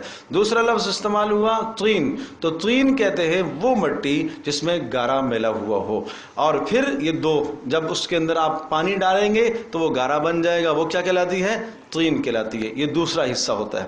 پھر اس کے بعد حمأ کہتے ہیں کہ جب وہ رکھے سڑ جائے، سڑاہٹ اس میں آ جائے، یہ حمأ کہتے ہیں. اور پھر مسنون کا مطلب یہ ہے کہ اس کے اندر بدبو بھی پیدا ہو جائے. ٹھیک ہے جی، کہ وہ مٹی کے اندر جب پانی ملایا گیا تو وہ تو تھا طین، کیچڑ تھا. پھر اس کے بعد کیا ہوا کہ وہ رکھے پڑے کیا ہوا؟ وہ گارا ایسا بن گیا کہ وہ کالا اور سیاہ سڑا ہوا. حما کالا سیاہ سڑا ہوا. اور مسنون پھر اس میں کیا ہو گیا؟ بدبو بھی پیدا ہو گئی. مکث طویل کی وجہ سے، زیادہ زمانہ گزرنے کی وجہ سے، وقت گزرنے کی وجہ سے اس میں بدبو پیدا ہوئی. پھر اس کے بعد پھر وہ خشک ہوتے ہوتے ہوتے جب وہ بالکل خشک ہو گیا، اندر سے رطوبت ختم ہو گئی، تو اب وہ بنا ہے صلصال. بات سمجھے جی؟ اب بنا ہے صلصال. اب سمجھیے گا، آدم علیہ السلام کی مٹی زمین سے اٹھائی گئی، پھر اس کے اندر پانی ڈالا گیا، یہ طین بن گئی. ٹھیک ہے، پھر پڑے پڑے ایک زمانہ گزرا، وقت گزرا، تو جب وقت گزرا تو پھر کیا بن گیا؟ حما بن گیا، سڑا ہوا. اور پھر اس کے بعد مسنون، اس میں بدبو پیدا ہوئی. پھر اس کے بعد پڑے پڑے جب اس کے اندر سے وہ رطوبت ختم ہو گئی تو وہ ٹھیکری کی طرح بن گئی. اس کو کہتے ہیں صلصال، کہ جس پر اگر آپ ہاتھ مارے تو وہ بجنے کی آواز آئے، کوئی چیز مارے تو اس کے ساتھ آواز آئے. اس کو کہتے ہیں صلصال. تو جب اس پتلے کی یہ کیفیت ہوئی، صلصال والی بجنے والی کیفیت ہو گئی، تو پھر اس کے اندر سور پھونکا گیا، پھر اللہ پاک کی طرف سے روح پھونکی گئی. دیکھو، والجان، اور ہم نے اور پیدا کیا، خلقنا الجان، جن کو خلقنا ہو ہم نے پیدا کیا، من قبل، اس سے پہلے. کس سے پہلے؟ آدم علیہ السلام سے. من نار السموم، کس سے؟ نار، آگ. السموم، آگ کا جو دھواں اس سے بنایا گیا. وَإِذْ قَالَ رَبُّكَ لِلْمَلَائِكَةِ، اور اب تخلیق انسان کا مقصد تھا، اور جب ہم نے کہا، رب نے کہا ملائکہ کو، انی خالق بشرن، میں ایک پیدا کرنے والا ہوں انسان، من صلصال من حمأ مسنون، ایک سیاہ سڑے ہوئے بدبودار گارے کی بجتی ہوئی مٹی سے. سمجھے جی؟ فَإِذَا سَوَّيْتُهُ، اور جب میں اس کو برابر کر لوں، وَنَفَخْتُ فِيهِ مِن رُوحِي، اور اپنی روح پھونک ڈالوں، فَقَعُوا لَهُ سَاجِدِينَ، تو تم سب کے سب گر پڑنا اس کے سامنے. یہ تفضیل آدم ہے، آدم کی فضیلت ظاہر کرنا ہے، انسان کی فضیلت ظاہر کرنا ہے سب مخلوقات پر کہ یہ انسان مسجود ہے. اور فَسَجَدَ الْمَلَائِكَةُ كُلُّهُمْ أَجْمَعُونَ، سب نے سجدہ کیا ملائکہ نے، مگر اجمعون اکٹھے ہو کر، الا ابلیس، مگر ابلیس نے. ابا ان یکون مع الساجدین، اس نے انکار کر لیا کہ وہ سجدے والوں میں سے ہو جائے، سجدے والوں میں نہیں ہوا، یعنی اس نے سجدہ کرنے سے انکار کیا. قال، اللہ نے کہا، یا ابلیس ما لک، ابلیس ابلاس سے ہے، اور ابلاس کا معنی مایوس ہو جانا، مایوس، یہ اس کا نام ہے، سمجھے، وصفی نام ہے. عزازیل آسمانوں میں اس کو کہتے ہیں، اور ابلیس ابلاس سے ہے، اور شیطانہ شیطنت سے ہے، شرارتی. یہ سارے الفاظ سمجھنے کے، سمجھے جی. مالکا اللہ تکون مع الساجدین، کیا ہوا کہ تو سجدہ کرنے والوں کے ساتھ کیوں نہیں ہوا؟ قال، کہنے لگا، لم اکن، میں نہیں ہو سکتا، لاسجد، کہ سجدہ کروں، لبشرن، ایسے انسان کو، خلقتہ، جس کو تو نے بنایا ہے، من صلصال، صلصال بجتی مٹی سے. کون سی بجتی مٹی؟ من حمأ مسنون، جو سیاہ سڑے ہوئے بدبودار گارے کی ہے، میں نہیں سجدہ کرتا. قال، اللہ پاک نے ارشاد فرمایا، فخرج منہا، نکل جا جنت سے. یہ ثمرہ ہے استکبار کا، تکبر کا نتیجہ، تکبر کا نتیجہ. فَإِنَّكَ رَجِيمٌ، بات سمجھے جی؟ تو شیطان کو جنت سے جو نکالا گیا، یا اس کو اللہ تبارک تعالیٰ کی طرف سے ناراضگی اور لعنت کا جو یہ حصہ ملا، کس بنیاد پر ملا بھائی؟ جی، تکبر، یہ لفظ آپ کہیں گے، تکبر ہے. حسد تھا اس کو آدم علیہ السلام سے، تکبر ہوا. تو یہ سب سے پہلا گناہ ہے، سب سے پہلا گناہ کبر. اور یہ حسد کی بنیاد پر کہ اس کو اتنا مقام کیوں مل رہا ہے، میں اس سے بہتر. نفس سجدہ کے ترک کی وجہ سے نہیں ہوا، یہ تکبر کی وجہ سے، استکبار کی وجہ سے.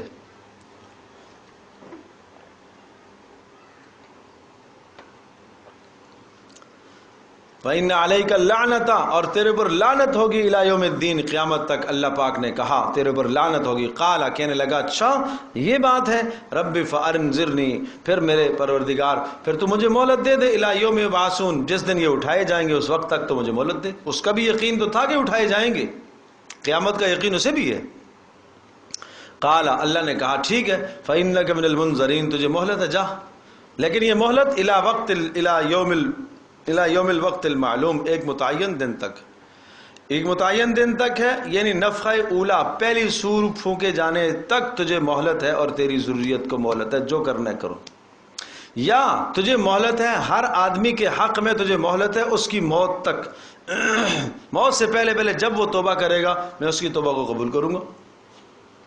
قال ربی، کہنے لگا ربی بما اغویتنی، اے اللہ جس کے سبب تو نے مجھے دھدکارا ہے، اغویتنی جس کے سبب تو نے مجھے ذلیل کیا ہے، لأزینن لہم فی الارض، میں دنیا ان کے لیے مزین کر کے دکھاؤں گا، دنیا مزین کر دوں گا، ہر گناہ ان کے سامنے اچھا کر کے دکھاؤں گا.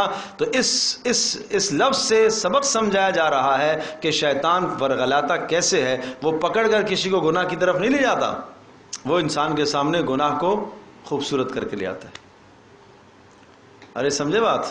ہاں بس ایسے ہی مثال سمجھ لو نا کہ ایک شخص کے سامنے زہر جناب ایک خوبصورت کسی برتن میں پھول میں اور اوپر جناب سونے کی چاندی کی کلی چڑھا کر اس کے سامنے زہر لایا گیا ہو، خوشبو بھی لگائی ہو، کھانے کی خوشبو بھی اس کے اندر سے آ رہی ہے، بڑی اچھی خوبصورت خوشبو اور اچھی خوشبو آ رہی ہے اور جی تو چاہتا ہے اس کو کھا لے، لیکن بتانے والا بتا رہا ہے کہ یہ زہر ہے، یہ ہے زہر. کھجور کا دانہ ہے، بڑا عمدہ ہے، بتانے والا بتا رہا ہے اس کے اندر زہر ڈلا ہوا ہے. تو سمجھدار آدمی ہوگا تو اس کے حسن کو نہیں دیکھے گا، حقیقت کو سمجھے گا. بالکل اسی طرح سے اس دنیا کے اندر کیا ہے کہ شیطان ہر گناہ کا راستہ آدمی کے لیے مزین کرتا ہے. اللہ اکبر، اللہ بہت غنی ہے، اللہ بہت بڑا ہے. سبحان اللہ سبحان اللہ. وَلَأُغْوِيَنَّهُمْ أَجْمَعِينَ، اور میں ضرور ان کو بہکاؤں گا. اچھا لیکن میرے بہکاوے سے محفوظ کون ہو سکتا ہے؟ الا عبادک منہم المخلصین، جو آپ کے مقرب ہوں گے، جن کو آپ چن لیں گے، بس وہ ان کو وہ میرے بہکاوے میں نہیں آئیں گے. تو پھر ہمیں کیا بننا چاہیے؟ مخلص بننا چاہیے نا، اللہ کا مقرب بننا چاہیے تاکہ شیطان کے بہکاوے سے ہم بچ سکیں. تو اس کے بچنے سے کا راستہ کیا ہے؟ وہ امام غزالی رحمۃ اللہ علیہ نے مثال دے کر فرمایا، جس طرح سے کوئی آدمی راستے میں چل رہا، کسی آدمی کے پاس کتا ہے اور کتا آپ کو پڑ جاتا ہے. اب دو صورتیں ہیں، ایک یہ ہے کہ جناب کتے کے مالک سے کہو بھائی اس کو ذرا روکو، اور دوسرا ہے کہ کتے سے تم الجھ جاؤ، تم کون ہوتے ہو مجھے پڑھنے والے ہیں جی. تو ظاہر سی بات ہے کہ کتے سے الجھنا آپ کا کام نہیں ہے، کتے کے مالک سے کہہ دو. تو اسی طرح سے شیطان سے آپ الجھاوا نہیں کر سکتے ہو، ظالم سے، نہ وہ کوئی سمجھوتا کرتا ہے، نہ وہ کوئی رشوت لیتا ہے، نہ کوئی وہ معاہدہ کرتا ہے. تو اس کا جو مالک ہے اللہ، اسی سے تم پناہ مانگو، اسی کی حفاظت میں آ جاؤ. اعوذ باللہ من الشیطان الرجیم، اس لیے کہا گیا کہ میں پناہ میں آنا چاہتا ہوں شیطان مردود سے. مجھے ڈر لگتا ہے کہ میں اللہ کی پناہ چاہتا ہوں، اللہ کی حفاظت میں آنا چاہتا ہوں. کس چیز سے ڈر لگتا ہے؟ شیطان مردود.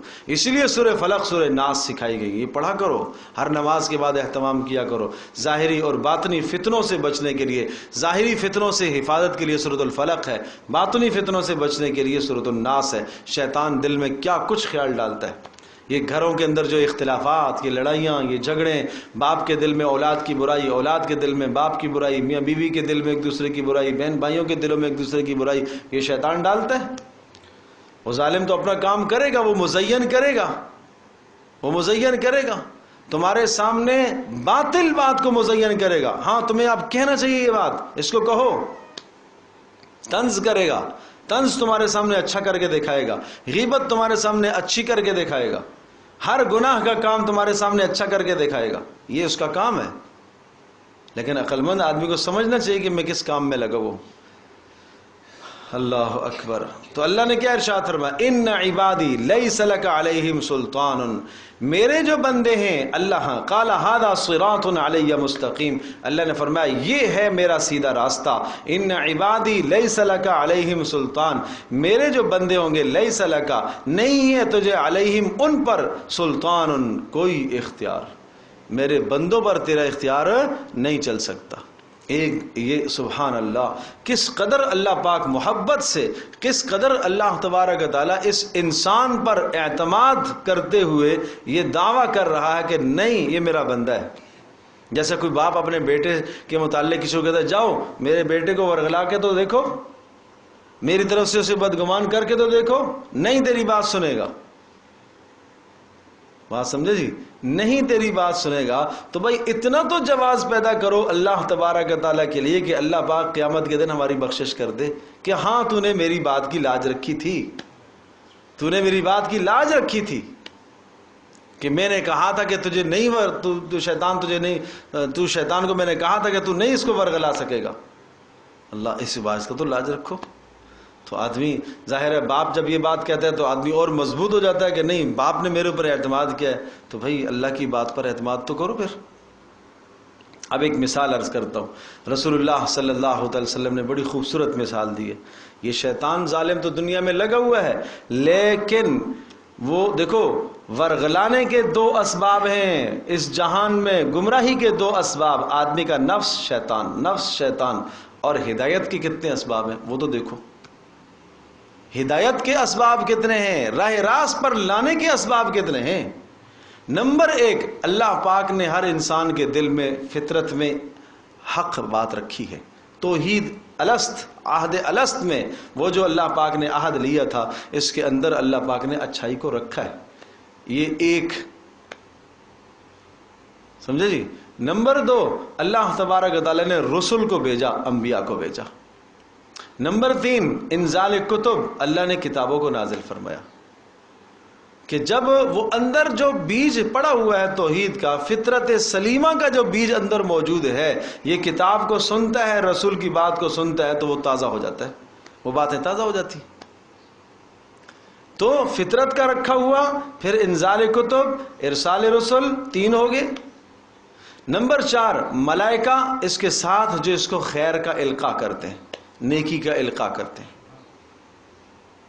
نیکی کا القاء کرتے ہیں۔ ادھر شیطان وسوسہ ڈالتا ہے، ادھر ملائکہ القاء کرتے ہیں۔ اور نمبر 5، اللہ پاک نے اس کو قلب سلیم عطا کیا ہوا ہے کہ جب گناہ سامنے آتا ہے تو دل نہیں کرنا چاہیے، یہ غلط کام ہے، یہ جو غلطی کی بات آئی ہے نا، یہ قلب سلیم ہے آپ کا، یہ آپ کا صدر، آپ کا سینے کے اندر دل ہے جو بول رہا ہے کہ نہیں کرنا چاہیے۔ اور نمبر 6، جا بجا مواعظ، واعظ کے راستے ہیں آپ کے سامنے، اس مجلس میں گئے وہاں دین کی بات سنی، وہاں گئے وہاں دین کی بات سنی، وہاں گئے یہ کیا ہے، یہ سب خیر کے راستے، سمجھے جی۔ اموات کا واقع ہونا یہ آپ کے لیے ایک عبرت ہے، یہ عبرت ہے۔ تو خیر کو تک جانے کے لیے، حق بات کو لینے کے لیے اللہ نے کتنے اسباب بنائے، اور ادھر شر کے لیے تو صرف 2 ہی چیزیں، لیکن پھر بھی آدمی شر کی طرف جاتا ہے۔ تو میں مثال عرض کر رہا تھا حدیث سے، آپ علیہ السلام نے مثال یوں دی ہے، آپ نے ارشاد فرمایا تصور کرو، خیال کرو ایک راستہ ہے اور اس راستے کے دائیں اور بائیں 2 دیواریں ہیں، اور سیدھا وہ راستہ بالکل سیدھا جا رہا ہے، اور ایک آدمی اس راستے پر چلنے کے لیے آیا، جیسے ہی آیا اس راستے میں داخل ہوا، اور اس راستے کے دائیں اور بائیں جو دیواریں ہیں، دیواروں کے اوپر جو نہ دروازے ہیں اور دروازوں کے سامنے پردے لٹکے ہوئے، اور جیسے یہ چلنے لگا تو ایک شخص اس کو یوں کہتا ہے کہ سیدھا سیدھا چلنا، دائیں بائیں پردوں کی طرف نہ دیکھنا، پردوں کو ہاتھ نہیں لگانا، قریب بھی مت جانا، جاؤ گے تو اندر داخل ہو جاؤ گے، اور اندر داخل ہوگے تو تباہی آ کے ہلاکت ہے تمہارے لیے۔ وہ چلتا ہے، جیسے ہی ایک پردے کے قریب جاتا ہے پھر اوپر سے ایک آواز آتی ہے، خبردار نہیں کرنا، سمجھے جی۔ اور پھر قریب جاتا ہے، پھر آواز آتی ہے، نہیں داخل ہونا، نہیں چھونا اس کو، اگر تو نے چھوا اس کو تو اندر داخل ہو جاؤ گے اور اندر تباہی ہے۔ تو آپ نے فرمایا یہ صراط، یہ راستہ سیدھا جنت کو جا رہا ہے، اور یہ جو دیواریں ہیں یہ دائیں بائیں اور ان پر جو پردے لگے ہوئے ہیں، پردوں کے پیچھے یہ اللہ کے محارم ہیں، جن چیزوں سے اللہ نے جن کو اللہ نے حرام قرار دیا، اور یہ پردے یہ حد ہے، اس حد سے کو پھلانگنا نہیں، آگے چلے جاؤ گے۔ اور جو شروع میں تھا جس نے تمہیں کہا تھا کہ سیدھا سیدھا چلنا، کسی کو چھونا نہیں، وہ اللہ کا قرآن ہے، اور جب تم ہاتھ لگانے لگے پھر تمہیں آواز آئی اوپر سے، خبردار نہیں کرنا، یہ اندر کا ایمان ہے انسان، یہ دل ہے آدمی کا۔ تو اس کے بعد بھی آدمی گمراہ ہو جائے، اس کے بعد بھی انسان جو گمراہی کی طرف کیسے جائے، کیوں جائے؟ اللہ پاک ہم سب کی حفاظت فرمائے۔ ہاں تو فرمایا ان عبادی لیس لک علیہم سلطان، میرے بندے ان پر تیرا کوئی، میرے جو بندے ہوں گے تیرا کوئی سلطان اور تیرا کوئی جو ہے ان پر داؤ نہیں چلے گا، الا من اتبعک من الغاوین، ہاں وہ ہوں گے جو تیرے ہی پیچھے چلیں گے، من الغاوین گمراہ، وان جہنم لموعدہم اجمعین، اور ان سب کا وعدہ جہنم ہی ہے، سب کو وہاں پھر جانا ہے، تجھے بھی اور ان کو بھی، لہا سبعۃ ابواب، اس کے دروازے ہیں 7، لکل باب منہم جزء مقسوم، ہر جہنم کے دروازہ ایک متعین کیا ہوا ہے، لکل باب منہم جزء مقسوم، حصہ بانٹا ہوا ہے، یہاں سے کون جائیں گے؟ ترک نماز کرنے والے، یہاں سے ترک زکوٰۃ کرنے والے، یہاں سے سود خور، ہر ایک کا جگہ متعین ہے۔ ان المتقین فی جنات وعیون ادخلوها بسلام آمنین، بے شک متقی جو بچنے والے ہیں کفر اور شرک سے، ان کے لیے یہ قرآن کا انداز ہے، جب جہنم آتی ہے تو ساتھ جنت کا تذکرہ، جنت کا تذکرہ ساتھ جہنم کا، نافرمانوں کا ایمانداروں کا، ایمانداروں کا ساتھ نافرمانوں کا، یہ اعتدال ہے۔ ان المتقین، وہ لوگ جو کفر سے اور شرک سے بچتے ہیں، فی جنات وعیون، وہ باغات میں ہوں گے اور چشموں میں۔ دنیا کے اندر انسان کے لیے بڑی فرحت بخش وہ جگہ ہوتی ہے کہ جہاں ٹھنڈے ٹھنڈے سائے بھی ہوں، درخت بھی موجود ہوں، خوبصورت ہوا بھی چلتی ہو بہترین، اور انسان کے مزاج اور طبیعت کو فرحت بخشنے والی ہوا بھی ہو، اور وہاں تازے تازے پانی بھی ہوں، یہ چیزیں ہیں جنت میں۔ ادخلوہا، کہا جائے گا داخل ہو جاؤ جنت میں، بسلام، سلامتی کے ساتھ، فی الآمنین، آئندہ کے لیے تمہیں کوئی ڈر نہیں ہے، وَنَزَعْنَا مَا فِي صُدُورِهِم مِّن غِلٍّ، اور ہم کھینچ ڈالیں گے داخل ہونے سے پہلے ہی، مَا فِي صُدُورِهِم، جو جنت والوں کے دلوں میں ہوگا، مِّن غِلٍّ، کچھ ذرا سا بھی کھوٹ ہوگا اس کو ہم نکال دیں گے، اخواناً، یہ ہو جائیں گے بھائی بھائی آپس میں، عَلَى سُرُرٍ مُتَقَابِلِينَ، اور مسہریوں پر آمنے سامنے بیٹھے ہوں گے، لَا يَمَسُّهُمْ فِيهَا نَصَبٌ، نہیں چھوئے گی ان کو کوئی تھکن، وَمَا هُمْ مِنْهَا بِمُخْرَجِينَ، اور نہ یہ وہاں سے نکالے جائیں گے، جنت میں کوئی تھکن نہیں ہے اور نہ وہاں سے نکلنا، اس لیے کہ جانے کے بعد ڈر یہ لگے گا کہ یہ نکال نہ دیا جاؤ، نہیں۔ نبئ عبادی انی انا الغفور الرحیم، یہ جتنی باتیں پیچھے آئی ہیں ان تمام کی تمام باتوں اور مضامین کے لیے یہ 2 آیتیں ایک جان کی حیثیت رکھتی ہیں، سمجھے جی؟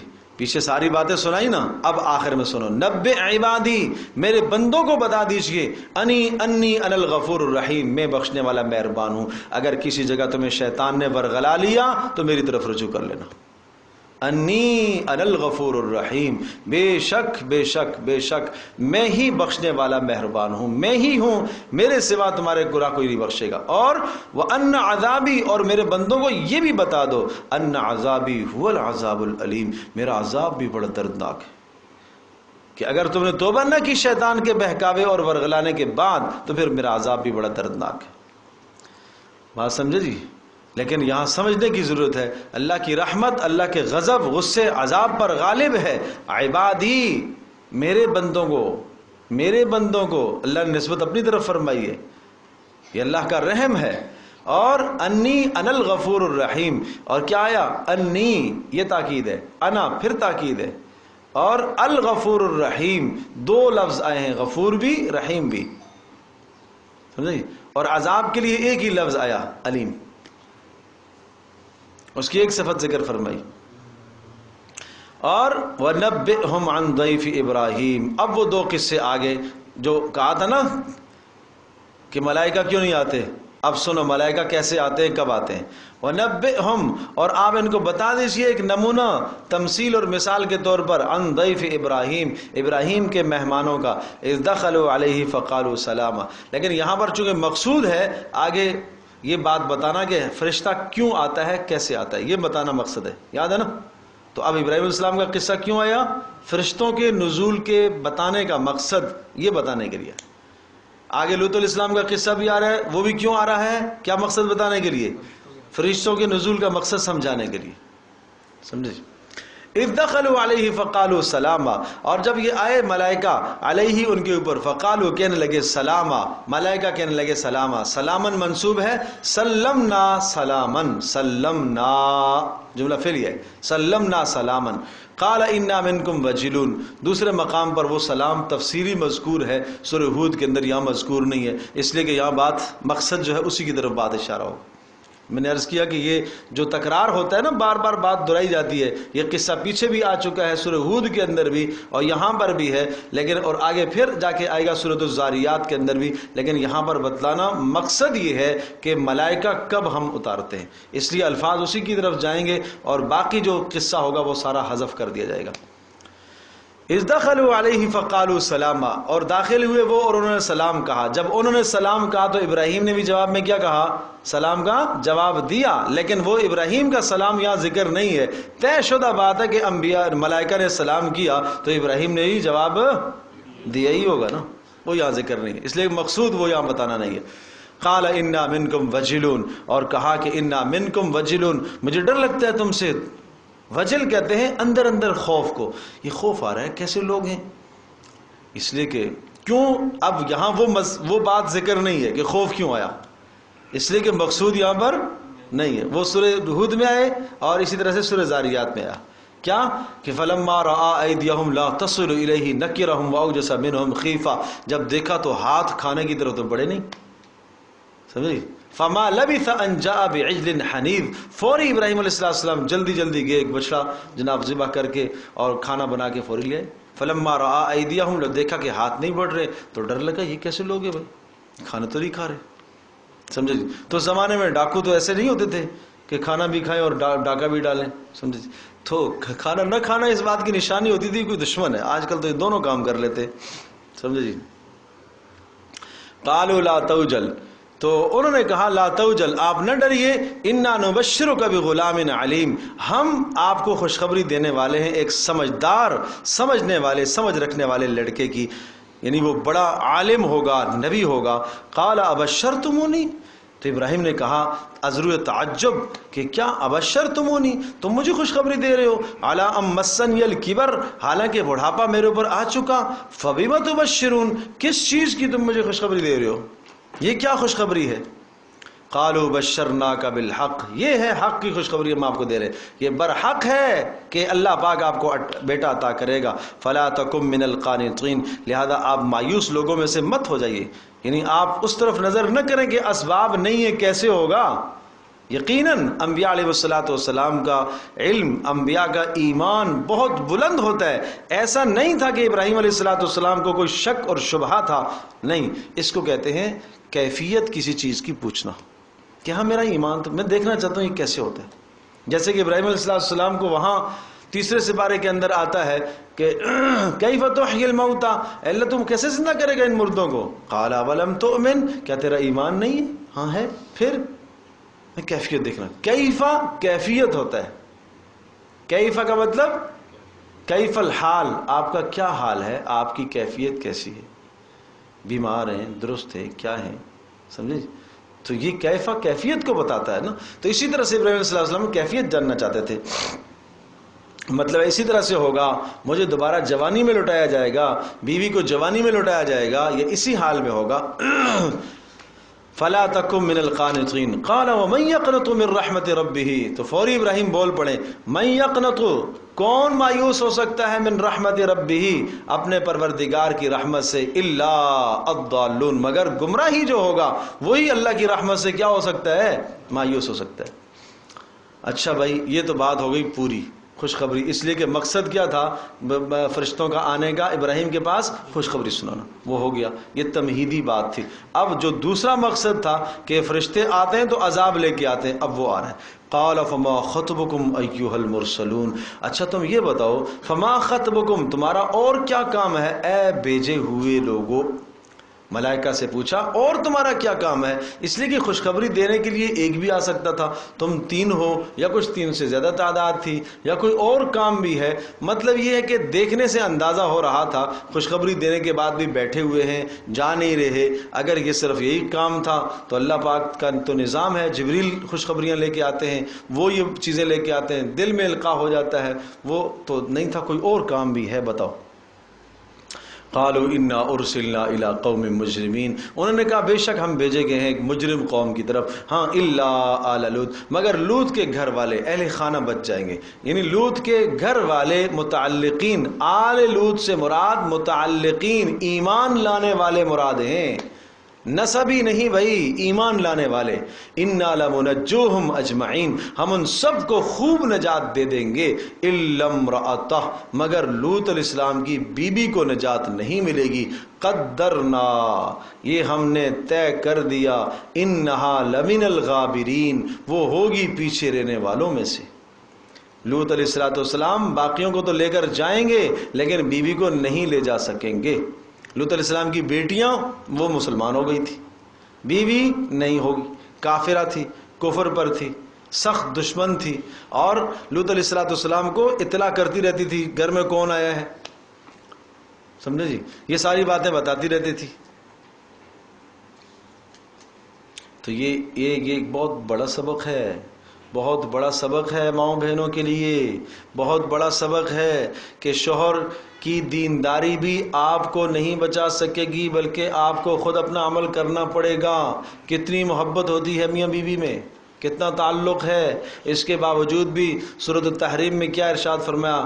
کانتا تحت عبدین فخانتاہما فلم یغنیا عنہما من اللہ شیئا.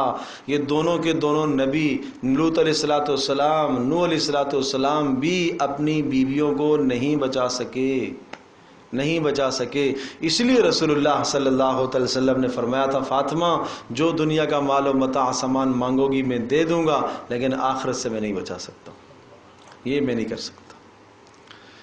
اس قدر جب یہ وانذر عشیرتک الاقربین جب آیت نازل ہے نا، اپنے قرابت داروں کو ڈرائے، تو آپ کی حالت بہت عجیب تھی. سب خاندان والوں کو بلایا، سب خاندان والوں کو ایک ایک کر کے نام لے لے کے سارے خاندان، یا فہر، یا قریش، یا فلان، بنو ہاشم، بنو عبد المطلب، فلان، اے چچا عباس تم بھی آ جاؤ، تم بھی آ جاؤ، چچا تم بھی سن لو، میں تمہیں دنیا میں جو کچھ مجھ سے مانگو گے میں دے دوں گا، لیکن میں عذاب سے نہیں چھڑا سکتا. یا فاطمہ انقذی نفسک من النار، فاطمہ اپنے آپ کو جہنم سے بچا لینا. یہ نہیں کہنا کہ نبی ہے، میرا باپ نبی ہے بچا لے گا، نہیں، دنیا میں جو مانگو گی دے دوں گا، آخرت کے عذاب سے نہیں چھڑا سکتا. اللہ، تو یہ سبق ہے بھائی. انہا لمن الغابرین، وہ پیچھے. فلما جاء آل لوط المرسلون، اور جب وہ آئے رسول، مرسلون وہی بھیجے ہوئے، کس کے پاس؟ لوط علیہ السلام کے گھر والوں کے پاس آئے. تو لوط علیہ السلام نے بھی پہلے دیکھا، دیکھتے ہی قال انکم قوم منکرون، تم کوئی اجنبی اور بیگانے لوگ معلوم ہوتے ہو، کون لوگ ہو تم؟ لوط علیہ السلام نے بھی پہلے نہیں پہچانا. قالوا بل جئناک بما كانوا فيه یمترون، ہم انسان نہیں ہیں، ہم ملائکہ ہیں. جئناک، ہم لے کر آئے ہیں آپ کے پاس، بما، وہ عذاب، كانوا فيه یمترون، جس میں آپ کی قوم شک کر رہی تھی، وہ عذاب ہم لے کر آئے ہیں. وَأَتَيْنَاكَ بِالْحَقِّ، اور ہم آپ کے پاس حق لے کر آئے ہیں. یہ حق کے لیے فرشتہ اتارا جاتا ہے، یاد ہے پیچھے والا وہی مضمون کہ یہ فرشتہ کیوں نہیں لے کے آتا؟ تو کیا کہا تھا؟ مَا نُنَزِّلُ الْمَلَائِكَةَ إِلَّا بِالْحَقِّ، ہم فرشتے کو اتارتے ہیں حق بات کے لیے اتارتے ہیں، عذاب لے کے آتا ہے. وَآتَيْنَاكَ بِالْحَقِّ، اور ہم آپ کے پاس آئے ہیں حق لے کر. وَإِنَّا لَصَادِقُونَ، اور ہم اس میں 100% درست ہیں اور سچے ہیں، یہ فیصلہ ہونے والا ہے. لہٰذا فَأَسْرِ بِأَهْلِكَ بِقِطْعٍ مِّنَ اللَّيْلِ، آپ اپنے گھر والوں کو رات کے حصے میں لے کے نکلیے. اہلک سے مراد ایمان والے. وَاتَّبِعْ أَدْبَارَهُمْ، اور آپ ان کے پیچھے پیچھے چلتے رہیے، ان کو آگے کیجئے اور آپ پیچھے چلیے، تاکہ ان میں سے کوئی پیچھے پلٹ کے نہ دیکھے اور کوئی رہ نہ جائے. وَلَا يَلْتَفِتْ مِنْكُمْ أَحَدٌ، اور تم میں سے کوئی پیچھے مڑ کر بھی نہ دیکھے. ازرو محبت. وَامْضُوا، اور چلتے جاؤ. حَيْثُ تُؤْمَرُونَ، جہاں کا تمہیں حکم دیا گیا ہے وہاں تم چلتے جاؤ. سمجھے جی؟ تو یہ سدوم اور عامورہ کی جو بستیاں تھیں، یہاں سے نکلنے کا حکم دیا اور ملک شام کی طرف جانے کا حکم دیا کہ یہاں سے نکل جاؤ، ارض شام کی طرف جاؤ. وَقَضَيْنَا إِلَيْهِ أَنَّ، اور فیصلہ آ چکا ہمارا، إِلَيْهِ، لوط علیہ السلام کی طرف، ذَلِكَ الْأَمْرَ، یہ فیصلہ ہم نے کر دیا، أَنَّ دَابِرَ هَؤُلَاءِ، ان سب کی جڑ، مقطوع، کاٹی جائے گی، مصبحین، جب یہ صبح کریں گے، صبح کے وقت ان کی موت آئے گی. وَجَاءَ أَهْلُ الْمَدِينَةِ يَسْتَبْشِرُونَ، اور آئے شہر والے خوشیاں مناتے ہوئے، خوشیاں مناتے ہوئے آئے کہ آج لوط علیہ السلام کے گھر میں کیا ہیں؟ مہمان آئے ہیں، اور بڑی خوبصورت شکلوں والے آئے ہیں. بی بی نے اطلاع کر دیے. قال ان هؤلاء، تو وہ آ کر ان مہمانوں کے ساتھ وہی برائیاں کرتے تھے جو برائی کا رواج ان کے ماحول کے اندر تھا، جنس پرستی کا رواج، بے حیائی کی انتہا میں پہنچے ہوئے تھے. اور اس قدر انتہا میں پہنچے ہوئے تھے کہ انسانی حدود پامال کر کے جانوروں سے بھی بدتر ہو چکے تھے، کہ کوئی جانور بھی یہ حرکتیں نہیں کرتا جو یہ کرتے تھے.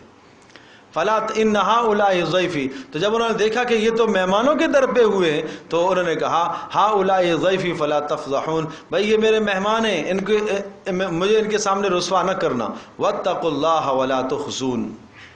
اور یہ جو جملے ہیں یہ پہلے کے ہیں اور قرآن ان کو بعد میں ذکر کرتا ہے، اس لیے کہ وہاں مقصودی بات تھی، مقصودی بات عذاب کا لانا تھا. نہیں سمجھے؟ تو لوط علیہ السلام کے یہ جملے پہلے کے ہیں، ابھی فرشتوں نے نہیں بتایا تھا کہ ہم عذاب لے کے آئے ہیں، یہ پہلے کے جملے. واتقوا اللہ، اللہ کا ڈر اختیار کرو، ولا تخزونی، اور مجھے رسوا تو نہ کرو. قالوا اولم ننہک عن العالمین، قوم ضدی کہنے لگی اولم ننہک، کیا ہم نے آپ کو منع نہیں کیا تھا عن العالمین، جہان والوں کو مہمان بنانے سے؟ کیا ضرورت تھی تمہیں ان کو لانے کی؟ کیوں اپنے گھر میں ٹھہرائیں یہ؟ قال ہؤلاء بناتی، کہا لوط علیہ السلام نے یہ میری بیٹیاں ہیں، ان کنتم فاعلین، اگر تمہیں اپنی ضرورت کو پورا کرنا ہے ان سے کرو، نکاح کر کے ان سے پورا کرو اپنی ضرورت. اور یا بناتی سے مراد یہ کہ یہ امت کی عورتیں وہ نبی کی کیا ہوتی ہیں؟ بیٹیاں ہوا کرتی ہیں. لعمرک انہم لفی سکرتہم یعمہون، بیچ میں جملہ معترضہ آ گیا، اے حبیب، اے نبی، تیری جان کی قسم، لعمرک، تیری زندگی کی قسم. زندگی کی قسم کھائی کہ یہ آپ کے ساتھ اس قسم کے حالات پیش آ رہے ہیں اور قوم کی تنگیاں اور قوم کی طرف سے شرارتیں اور قوم کی طرف سے ہٹ درمی آ رہی ہے، اور آپ کا یہ تلخ جو زمانہ گزرا، اس زمانے کی قسم. انہم لفی سکرتہم یعمہون، بے شک وہ اپنے نشے میں، یعمہون مدہوش تھے. انہم بے شک وہ، لفی سکرتہم اپنے نشے میں، یعمہون بے ہوش تھے، عقلوں پر پردے آ چکے تھے. غضب، شہوت، یہ دو چیزیں انسان کی عقل پر پردہ ڈال دیتی ہیں. غضب میں بھی انسان کو نہیں کچھ سوچ رہی ہوتی کہ مجھے کیا کرنا ہے، شہوت میں بھی انسان کو نہیں سوچ رہی ہوتی کہ مجھے کیا کرنا ہے، حق کیا ہے، باطل کیا ہے، صحیح کیا ہے، غلط کیا ہے. اس لیے اپنی نسلوں کو اس بے حیائی سے اور ہر قسم کی بے حیائی سے اپنی نسلوں کو محفوظ کرنے کی محنت کرو، بچاؤ. یہ جنس پرستی، اس لیے کہ اس قسم کے امراض جب معاشرے کے اندر رواج پا جاتے ہیں تو اس معاشرے کی تباہی میں پھر زیادہ دیر نہیں لگتی، اس کی بربادی میں پھر زیادہ دیر نہیں لگتی. اپنے جوان بیٹوں اور بیٹیوں کا خیال رکھا کرو، خیال رکھا کرو، اچھی تربیت کرو، بہترین تربیت کرو، اچھے اخلاق سکھاؤ، اور جب وہ حد بلوغ کو پہنچ جائیں جلد از جلد انتظام کرو، جلد انتظام کرو، نہ تاخیر کرو بلا وجہ، نہ تاخیر کرو بلا وجہ کہ شیطان کسی گناہ میں انہیں مبتلا کرے. اور اگر اس وقت وہ گناہ میں مبتلا ہوگے تو ماں باپ کو بھی گناہ ہوگا، اس لیے کہ وہ کیوں نہیں انتظام کر رہے ان کے لیے.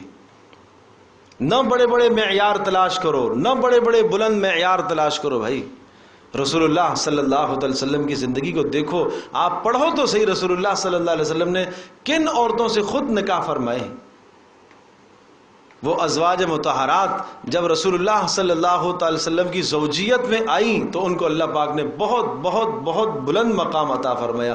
کیا وہ معیار جو آج ہمارے معاشرے میں ہے، کیا رسول اللہ کے زمانے میں یہ چیزیں تھیں؟ کیا صحابہ اس معیار کو دیکھتے تھے؟ نہیں. اتنی ملازمت بھی ہو، اتنی اس کی تنخواہ ہو، جناب یہ اس کی تعلیم ہو، یہ اس کی ڈگری ہو، اس طرح سے کرتے کرتے بچیوں کی زندگیاں بھی ڈل جاتی ہیں، جوانوں کی زندگیاں بھی ڈل جاتی ہیں. تو یہ ظلم نہ کرو اولادوں پر، یہ سراسر ظلم ہے، سراسر ظلم ہے. یہ بچوں اور بچیوں پر ظلم ہے، بیٹوں اور بیٹیوں پر ظلم ہے. کیوں رسول اللہ صلی اللہ علیہ وسلم نے جنت کی بشارت دی؟ فرمایا جس کے پاس بیٹیاں، دو بیٹیوں میں جو شخص مبتلا کیا گیا، مانا جس کے گھر میں دو بیٹیاں اگر پیدا ہو گئیں اور ان دو بیٹیوں کی وہ اچھی تربیت کرے اور اچھی تربیت کر کے وقت پر ان کی شادی کرائے، فرمایا یہ دونوں بیٹیاں جہنم سے خلاصی کا ذریعہ ہے اس کے لیے.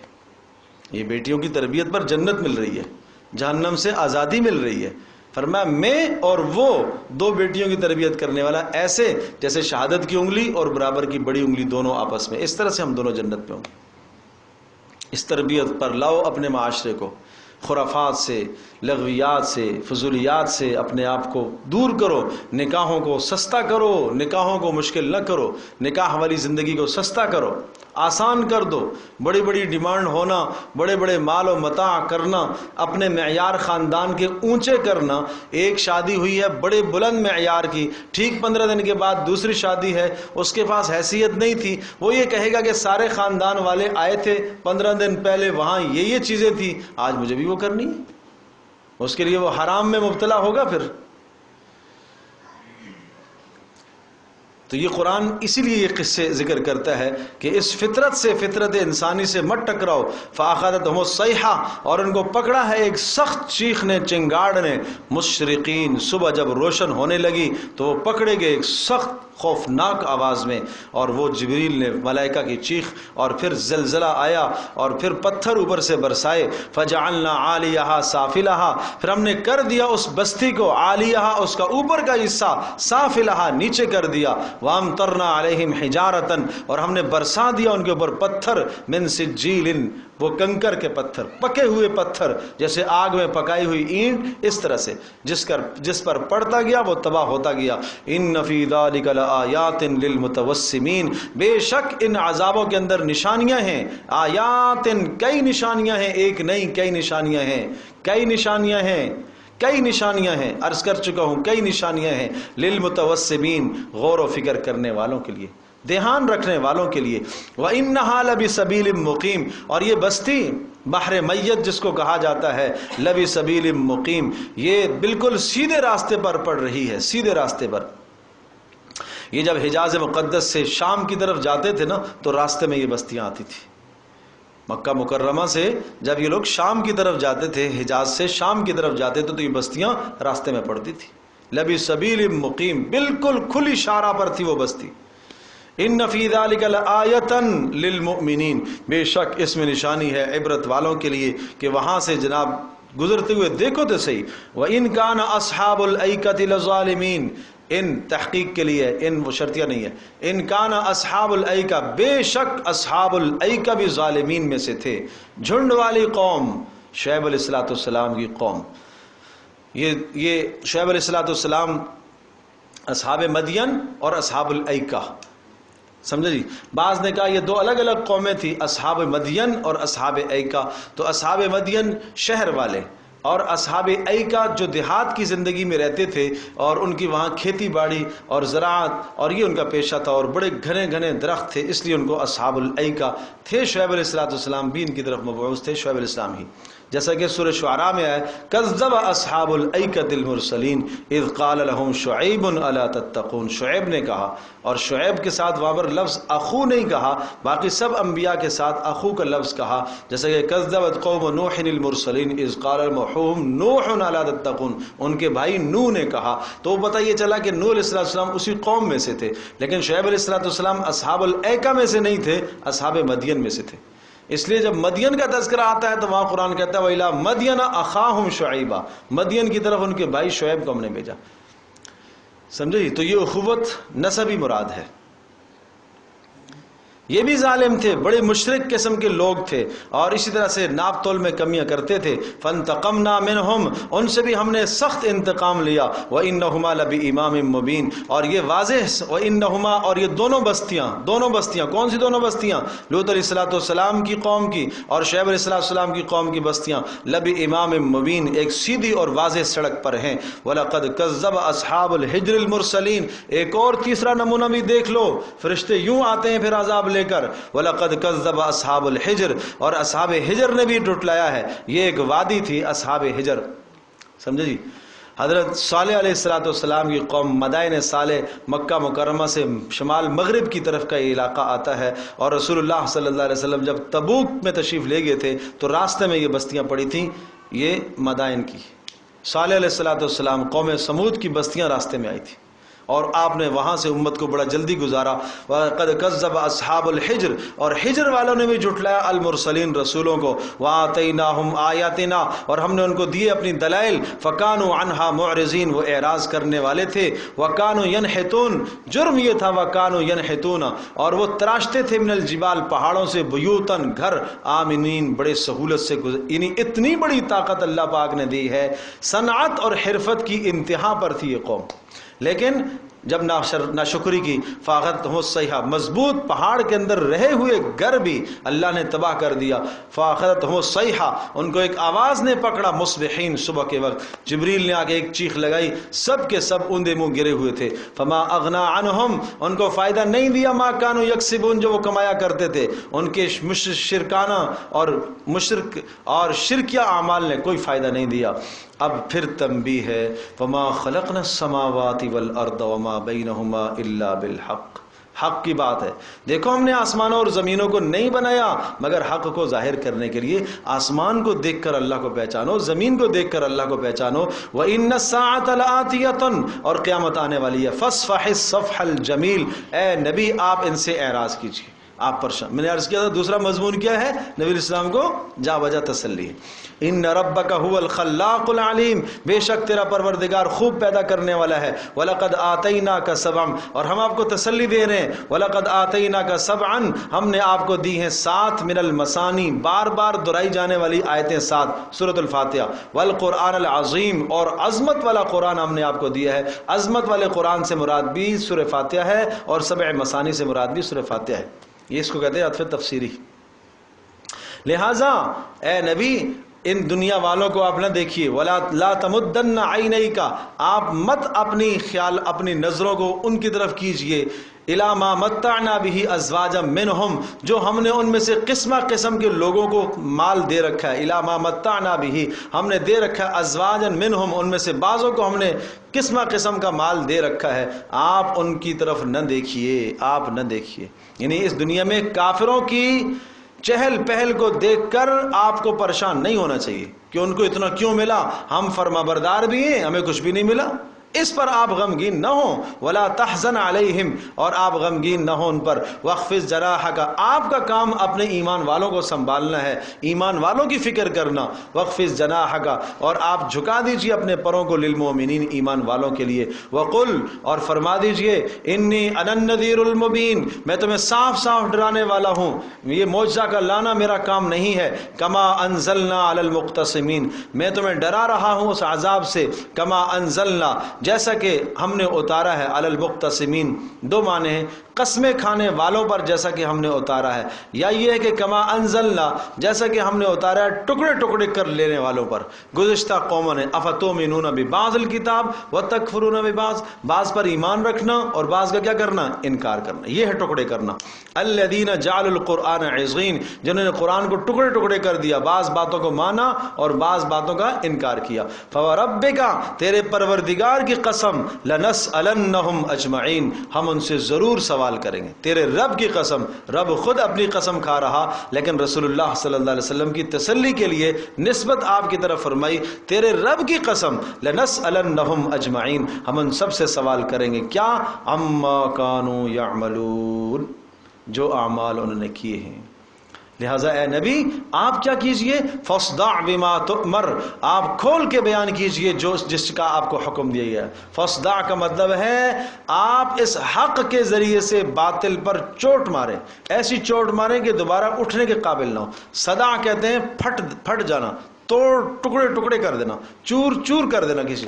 صدع سر کے درد کو کہتے ہیں نا، جب سر کا درد ایسا لگ رہا سر پھٹ رہا ہوتا ہے، جب آپ آئینے کو، شیشے کو زمین پر زور سے مارو چور چور ہو جاتا ہے، یہ ہے فاصدع بما تؤمر، جس چیز کا آپ کو حکم دیا گیا ہے، یعنی وہی قرآن، اس کے ذریعے سے آپ کفر پر ایسی ضرب لگائیں کہ وہ دوبارہ اٹھنے کے قابل بھی نہ رہے۔ علل اعلان تبلیغ کرنی ہے بھائی، مداحنت نہیں کرنی، چھپنا نہیں ہے، یہ کام کرنا ہے۔ وَأَعْرِضْ عَنِ الْمُشْرِكِينَ، باقی آپ ان کی باتوں کے پیچھے نہ پڑیں، کوئی کچھ کہتا رہے آپ حق بات پھیلائیں۔ لوگ کیا کہیں گے، لوگ کیا کہیں گے، لوگ کیا کہیں گے، یہ کیا رٹ لگائی رکھی ہے، لوگ کیا کہیں گے، فلاں برا ہو جائے گا، فلاں ناراض ہو جائے گا، آپ اپنی حق بات کہیے۔ اِنَّا كَفَيْنَاكَ الْمُسْتَهْزِئِينَ، ہاں ہم کفایت کر لیں گے، ہم آپ کے لیے کافی ہیں۔ المستہزئین، استہزاء اور مذاق اڑانے والوں کی جانب سے ہم کافی ہیں، آپ فکر نہ کیجئے۔ الذین یجعلون ما، وہ استہزاء کرنے والے جنہوں نے اللہ کے ساتھ اور الہوں کو ٹھہرایا ہے۔ فسوف یعلمون، ان قریب وہ جان لیں گے۔ وَلَقَدْ نَعْلَمُ، اے نبی ہم خوب جانتے ہیں، أَنَّكَ يَضِيقُ صَدْرُكَ، آپ کا سینہ دل تنگ ہوتا ہے، بما یقولون، جو یہ باتیں کہتے ہیں۔ یہ آپ کو جادوگر، آپ کو جناب مجنون، آپ کو دیوانہ، آپ کو پاگل، اس قسم کی باتیں اور قرآن کے بارے میں سحر، کہانت، یہ سب کچھ کہتے ہیں، ہم جانتے ہیں۔ ان سب باتوں سے آپ کا دل دکھتا ہے، لیکن حل یہ ہے۔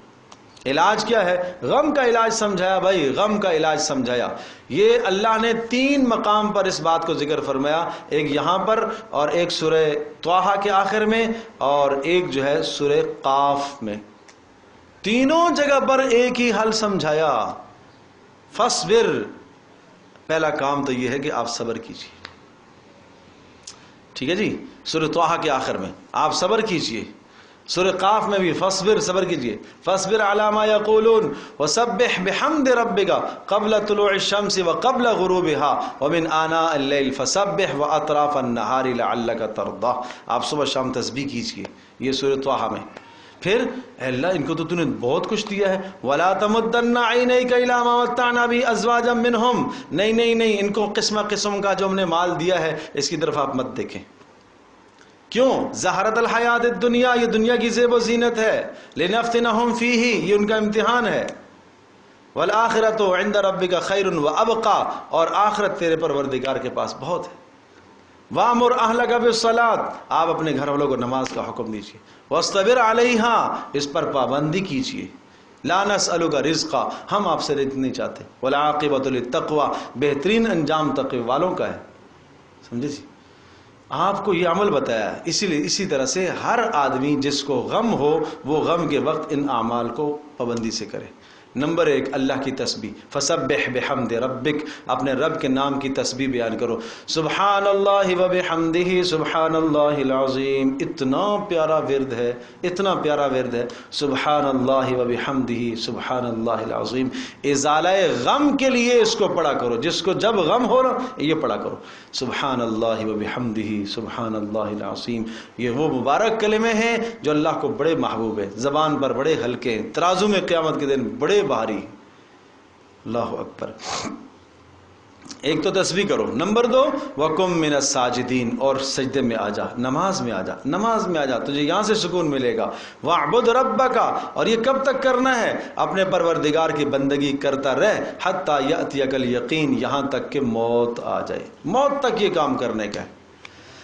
اللہ پاک ہم سب کے لیے عمل کرنا آسان فرمائے جی۔